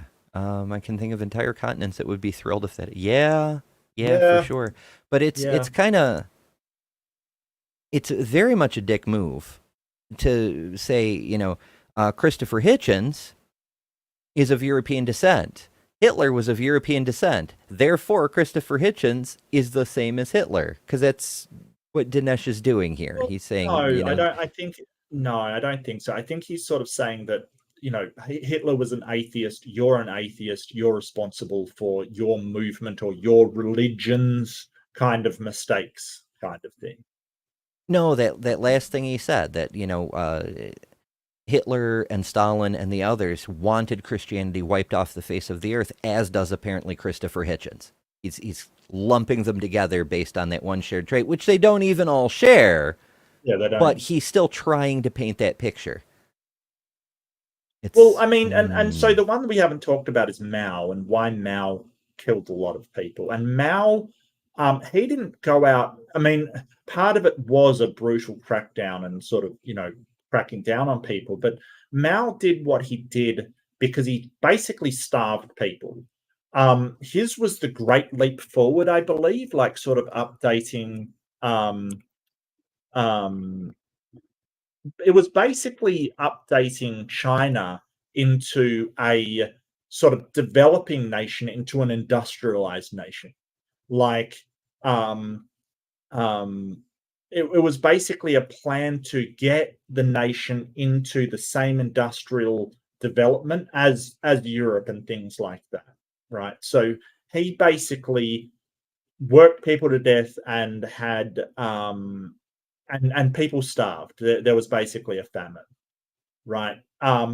There was multiple factors that he did, like he purged people that were against this kind of, get people and work them to death is essentially what he did. But none of this was in the name of atheism.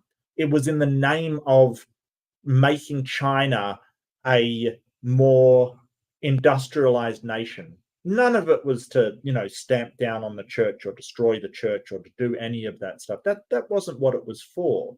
It was working people to death and brutally cracking down on dissidents in order to make China great again, essentially. Yeah, all of this stuff, it's never for the glory of atheism. It's for the glory of themselves. It's to augment their own power. They'll fight religions because it's a competitor for power, or because they don't realize, like, as many people are pointing out, Mao killed so many people out of sheer incompetence. And he's not the only one to do that. But yeah, it's a similar thing with the Soviet Union. More people died from the incompetence of the bureaucracy than from the intentional efforts of Stalin. But not to say there wasn't intentional efforts that were absolutely horrible. They did crack down on these things. But my point is that they didn't care about religion if the religion was working towards them. Yeah, I think many historians have talked about both Mao and Pol Pot, and uh, that it was successfully done in North Korea, where Yeah. the atheism of the state is more of an attempt to replace religion with the state, not wipe out religion, but to take that role. Mhm. So it's and also. Where were he's mixing so many points together and it drives me crazy. Yes. Like all these are efforts to wipe out Christianity. Like, no, they're efforts for power. And also there weren't really all that many Christians in China. Mao didn't do what he did to wipe out Christianity. Mhm. It's not really his bailiwick. And it's very odd because he's sort of bringing up all of these lies and this misinformation, and then protests when Hitch sort of addresses all of it, because you can't just take the short amount of time. He's basically shotgunning, like he's just putting out all of these points which are not necessarily true. And it takes a little while to explain why it isn't the case. But then he's pressuring him on time and, him dominating the discussion kind of thing. And it's like, well, stop making so many false statements all at once, because that's what you're doing. The whole idea that atheists in general have to be responsible. The thing is that we can say, hey, yeah, those were horrible people. I don't care that they're atheists. They're awful, awful people. But when does Dinesh go, oh, yeah, those Christians were awful people? He doesn't, because he can't, because that would suggest that Christians can be, completely wrong about their beliefs. I think it's really telling that it's kind of the people that he acknowledges, well, Christianity's done wrong.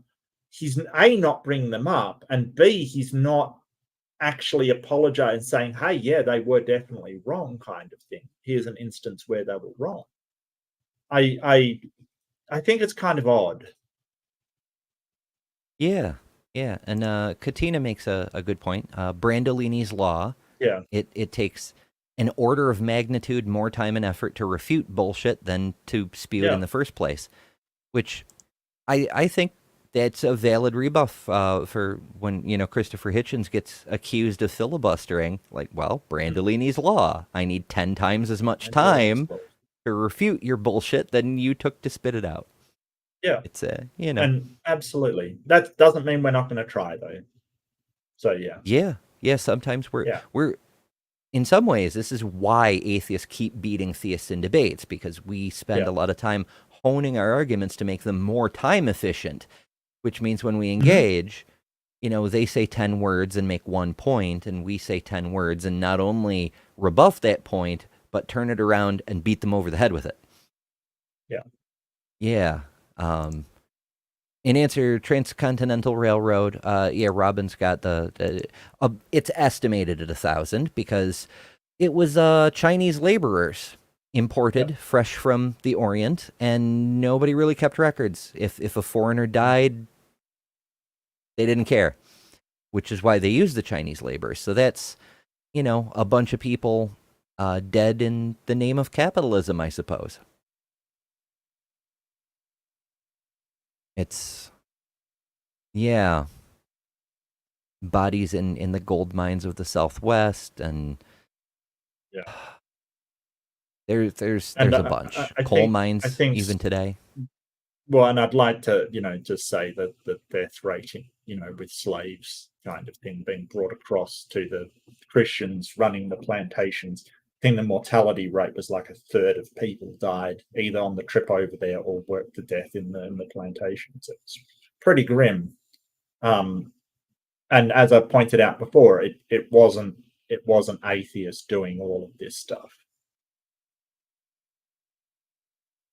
Sorry. Yeah. Yep. And atheists have to own what we've done, whereas the theists can just talk to themselves and forgive themselves by way of their magical invisible friend. It's great to have an imaginary friend that can forgive you for all of the horrible stuff you've done wrong, and you never have to actually change your behavior or beliefs at all. It must be nice, but whether it's useful, whether it's good, or whether it's productive to do so is an entirely another story. But I mean, is I it meet a the lot of problem? well, yes, it is the problem, because I meet a whole bunch of theists who will continue to do the same horrible stuff they've always done and just ask for forgiveness afterwards. The amount of theists out there lying their asses off and then going, well, you know, if I've lied, then I'll just be forgiven. I'll pray to God. And it's like, well, how about you make an effort to stop lying? Alternatively, you know, forget the imaginary friend and just try to get accurate information instead, and say, hey, sorry, I was wrong about that. I will try to get more accurate information instead. Would be a really good idea. Just saying. Yeah, and I think the debate was interesting. It was fun, but I think what you just said is a better way to approach it, a more succinct way to get at it. It is a problem because it causes emotional, mental, philosophical, intellectual stagnation. Yeah. As I often say, when you pretend to have an answer, you stop looking for the real answer. And we see that reflected. Dinesh hasn't changed in decades. Frank Turek hasn't changed in decades. Whereas people like Alex O'Connor are constantly learning more. Oh, yeah. So, yeah, it is kind of the problem. If you see a problem with the world and you're a religious person, you're helping to perpetuate that problem because you're not working to fix it. And Like, why have critical thinking when you can just believe in whatever a God says? Yeah, why better your life when you're depending on your undead carpenter ghost buddy that you have an intimate relationship with along with a few billion other people to come and save you? Are you calling Jesus a whore? You know, if you look at a worshiper with lust for their worship, you've already committed adultery with them in your heart. Ooh, I want a whore Jesus emoji. I want a whore Jesus emoji. I really do. That's good. Where is stupid whore energy been? I miss her being around. She was great. I haven't. Granted, I haven't been to MDD really recently. I dropped in on the one debate that you did the other day, but yeah. She used to drop in on my channel occasionally. I just missed the name, to be honest with you. Yeah, it's been a minute. I wonder if they change it, because people do change their handles from time to time. That's some people. True. So it could be. I would be sad if they did. I would be sad if they did. It was a great name, yes. Yeah. But it also could be real life came up, or who knows what. Oh, true. Yeah, absolutely. I just mulling it over, you know, just thinking aloud. But yeah, this seems like a really good place to stop and do it. And I suppose we'll do the part 2 on my channel next week, if that's okay with you. I mean, we were getting out of sync a bit there, and I had no problem with it, really. Just too many debates coming up to review. No, it's fine. There's tons of debates. That actually was the end of the main debate. Right after that was the Q&A section. I mean, we can go over that if you want to, but it's well, I mean, see what you think. I really don't mind. I mean, you'll probably know more about it than me. I don't even remember watching this debate. I probably saw it at one point, but yeah. All right. Well, I'll send it over to you, and it starts at 45:18, and you know, if you want to cover it, then we can, and if not, then that's fine too. We can do a fresh one. Oh, where'd I put it?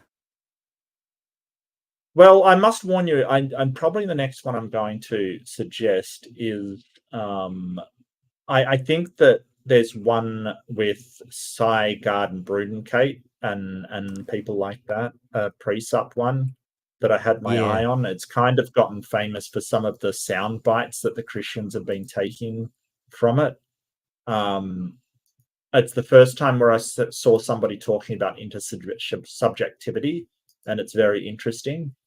But the Christians think they've done a good job, and they're sadly mistaken. Is that a new one with Saitan? Newer. I did download it. Give me a sec. I'll find out where it is and maybe link you up. See if you like it. Do ethics depend on God? Is what I have here. Yeah, it was about a year ago. Where are you? Okay, that is pretty new. Yeah. I thought he wasn't allowed to Yeah. debate anymore. Well, he probably shouldn't. I mean,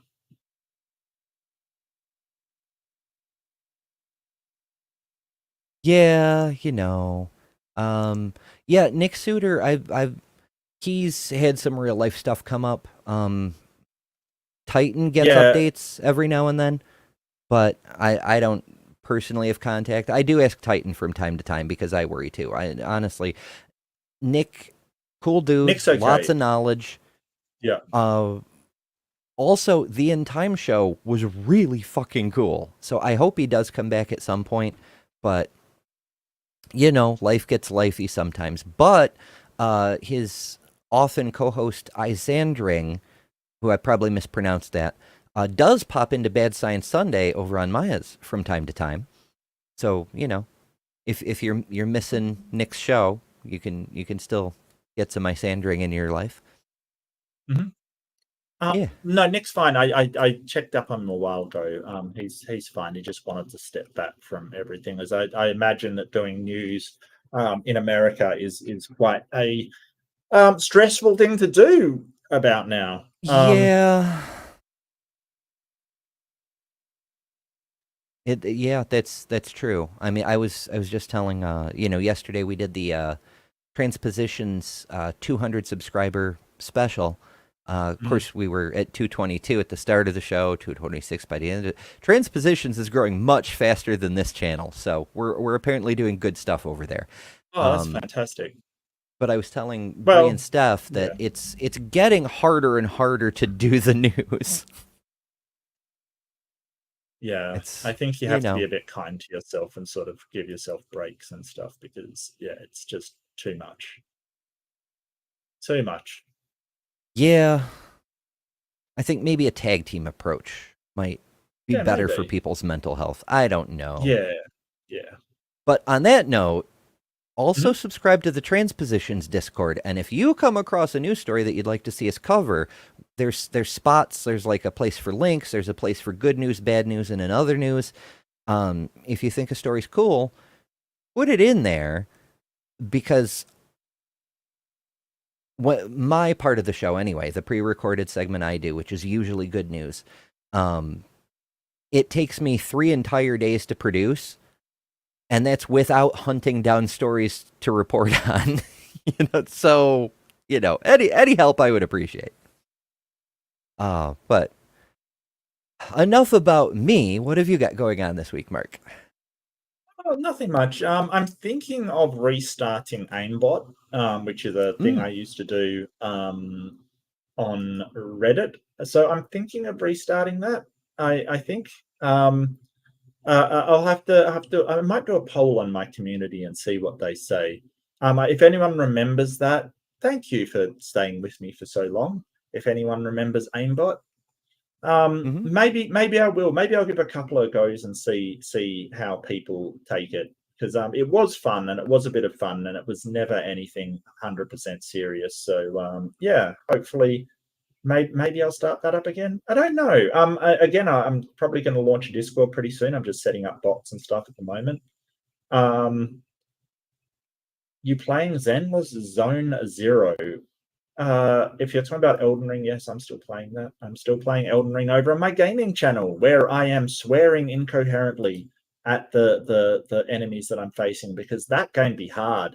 That'd be hard. It's hard for a boy to do. But that's about it, really. I'll be doing my fundamentalist fails. I'm really looking forward to debate coming up. I do have another debate in the works on Modern Day Debate. We'll have to see when that comes up, and of course I'll post it when it does. So all good stuff. Hell yeah. Good stuff. All right. Cool beans.